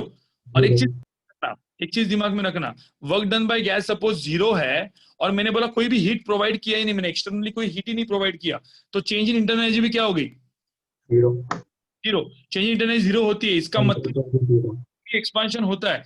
Change in internal energy zero मतलब क्या होता है, टेम्परेचर क्या हो गया, कांस्टेंट। तो टेम्परेचर कांस्टेंट हो गया, टी कांस्टेंट हो गया, मतलब ध्यान में रखना, free expansion of gas is always which process, isothermal, if no heat is provided to the system. समझ में आया मैंने जो क्या बोला, मैं स्टेटमेंट समझ में आया। देखो मैंने हीट प्रोवाइड किया ही नहीं सिस्टम को, और फ्री एक्सपांशन हो रहा है, तो मुझे तो चेंज इन इंटरनल एनर्जी कितनी हो गई, जीरो, क्योंकि वर्क जीरो है, ये हीट भी जीरो है, तो चेंज इन इंटरनल एनर्जी भी क्या होगी, जीरो। इंटरनल चेंज नहीं होती, तो इंटरनल चेंज नहीं होती मतलब टेम्परेचर क्या हो गया सिस्टम का, कांस्टेंट हो गया, मतलब वो आइसोथर्मल प्रोसेस होगी, राइट। मतलब आइसोथर्मल मतलब टेम्परेचर कांस्टेंट वाली प्रोसेस होगी।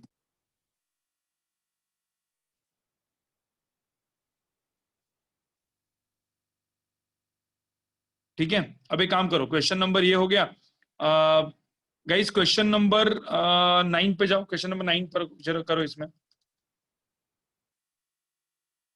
क्वेश्चन नंबर 9 करो जरा।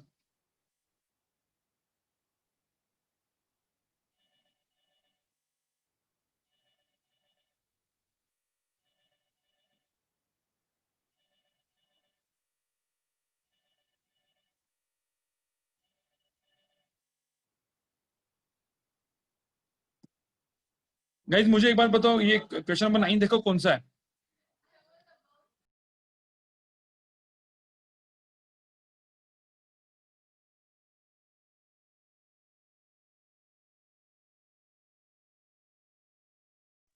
कौन सा वाला क्वेश्चन, कौन सा वाला question Aditya,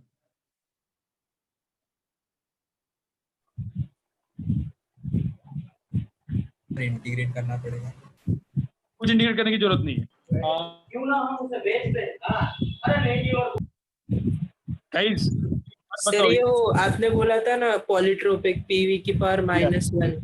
PV to the power X equal to constant वाला प्रोसेस है ये। अभी इसमें ना एक्स की वैल्यू कुछ भी हो सकती है, जैसे कि इस केस में गाइस ध्यान में रखना, पीवी टू द पावर क्या हो गया, मतलब 9 क्वेश्चन में p इज इक्वल टू के मतलब p टू द पावर -1 हो गया, तो x की वैल्यू यहाँ पे कितनी आई? -1 हो गई, राइट? इक्वल टू p वाला प्रोसेस हो गया, तो p v to the power -1 हो गया, राइट ना? तो v की वैल्यू, x की वैल्यू यहाँ पे कितनी है? -1। कोई बोल सकता है कि पॉलीट्रोपिक प्रोसेस के लिए c जो होता है वो कितना होता है?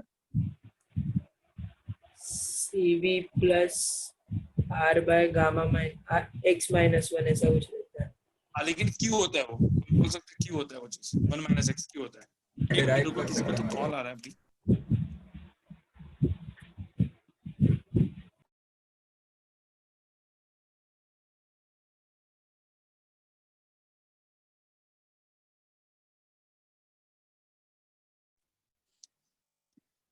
भाई बता दे, भाई बताओ तो भाई। p to the power sir x पहले NC dt is equal to NC v dt plus PdV लिखेंगे और PdV को मतलब इंटीग्रेट मतलब अलग से डिराइव कर सकते हैं, जिसमें हम लोग p को सब्स्टिट्यूट कर सर, देंगे v की पावर दो x इक्वेशंस को डिफरेंशिएट करना पड़ता है, एक तो ये रहता है और एक PV is equal to NRT वाले। उसको भी डिफरेंशिएट करते बिल्कुल, हैं। मैंने तुमको ना एक सिंपल सी बात बताई थी, तुमको याद होगा, राइट? मैंने ना इसको कैसे करना है वो बताया था। मैंने ना इसको कैसे करना है, how to find like C of the, मतलब वो करना है, वो मैंने बताया था, तुमको याद होगा तो। हाँ याद है कि नहीं है? Yes sir. हाँ, एडियाबैटिक के लिए किया था ऐसा कुछ। नहीं, एडियाबैटिक नहीं, मैंने इन जनरल पॉलीट्रोपिक प्रोसेस के लिए भी बताया था कि हाउ टू डू दिस। ठीक है, इसको pv to the power x equal to constant है, मुझे बताओ pv is equal to nRT पहले है, राइट?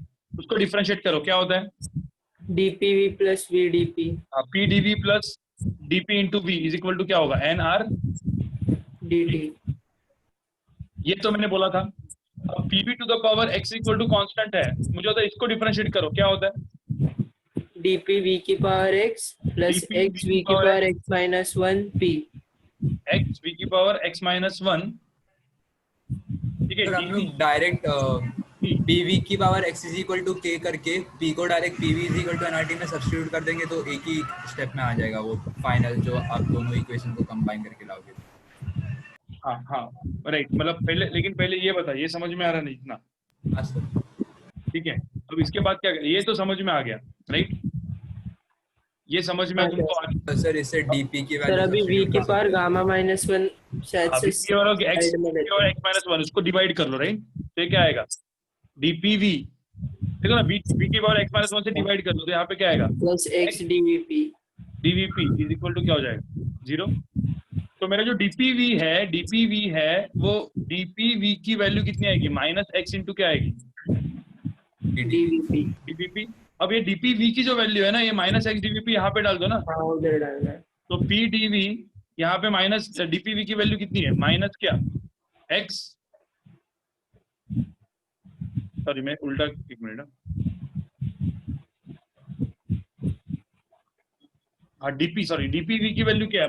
-x dvp, ये बराबर बराबर, ठीक है? -x dvp, तो यहाँ पे क्या होगा? pdv माइनस क्या? x pdv, बराबर ना? इक्वल टू क्या हो गया? nr क्या हो गया? dt। तो मुझे होता है यहाँ पे जो pdv की वैल्यू आई, PDV कौन बाहर लेते हैं? हाँ, तो nr dt आ गया, डिवाइड बाय क्या आ गया? 1 माइनस क्या आ गया? 1 minus x। ये वर्क डन आ गया पॉलीट्रोपिक प्रोसेस। हाँ हाँ, अभी हाँ बराबर। तो अब मुझे तो पहले तो ये चीज मैंने लिख दी, ये ना पॉलीट्रोपिक प्रोसेस का मतलब p to the power x का डिफरेंशिएट करना। देखो ये डिफरेंशिएट ही किया मैंने भाई, कुछ डिफरेंशिएट करके मैंने ये कुछ लाया है। अब क्यों लाया मैं आपको बताता हूँ। dq की वैल्यू किसके बराबर होती है? du प्लस क्या होती है? dw। हाँ now dq is nc dt, क्योंकि पॉलीट्रोपिक प्रोसेस में cp, देखो यहाँ पे अपन ना cp cv कुछ लिख नहीं सकते, अपने को c लिखना पड़ेगा। क्या होती है? n CVT। and what is pdv? ये tw की वैल्यू क्या दिखती है? pdv। और मतलब pdv की वैल्यू यहाँ पे क्या लिखेंगे अपन? nr dt upon 1 minus x। nr dt upon क्या? 1 माइनस एक्स। तो यहाँ पे ndt कैंसिल हो गए, हो तो गया। p की वैल्यू क्या आ गई? cv डिवाइड बाय क्या? r 1 minus x. समझ में आ रहा है क्या तुमको ये चीज? ये तुमको पता रहना चाहिए कि किस तरीके से किया मैंने। अब बस ज्ञान में इसमें क्वेश्चन नंबर 9 में pv टू द पावर -1 है, तो x की वैल्यू यहाँ पे -1 है। देखो ना, 9 क्वेश्चन 10 क्वेश्चन वो उस तरीके का क्वेश्चन है। समझ में आ रहा है?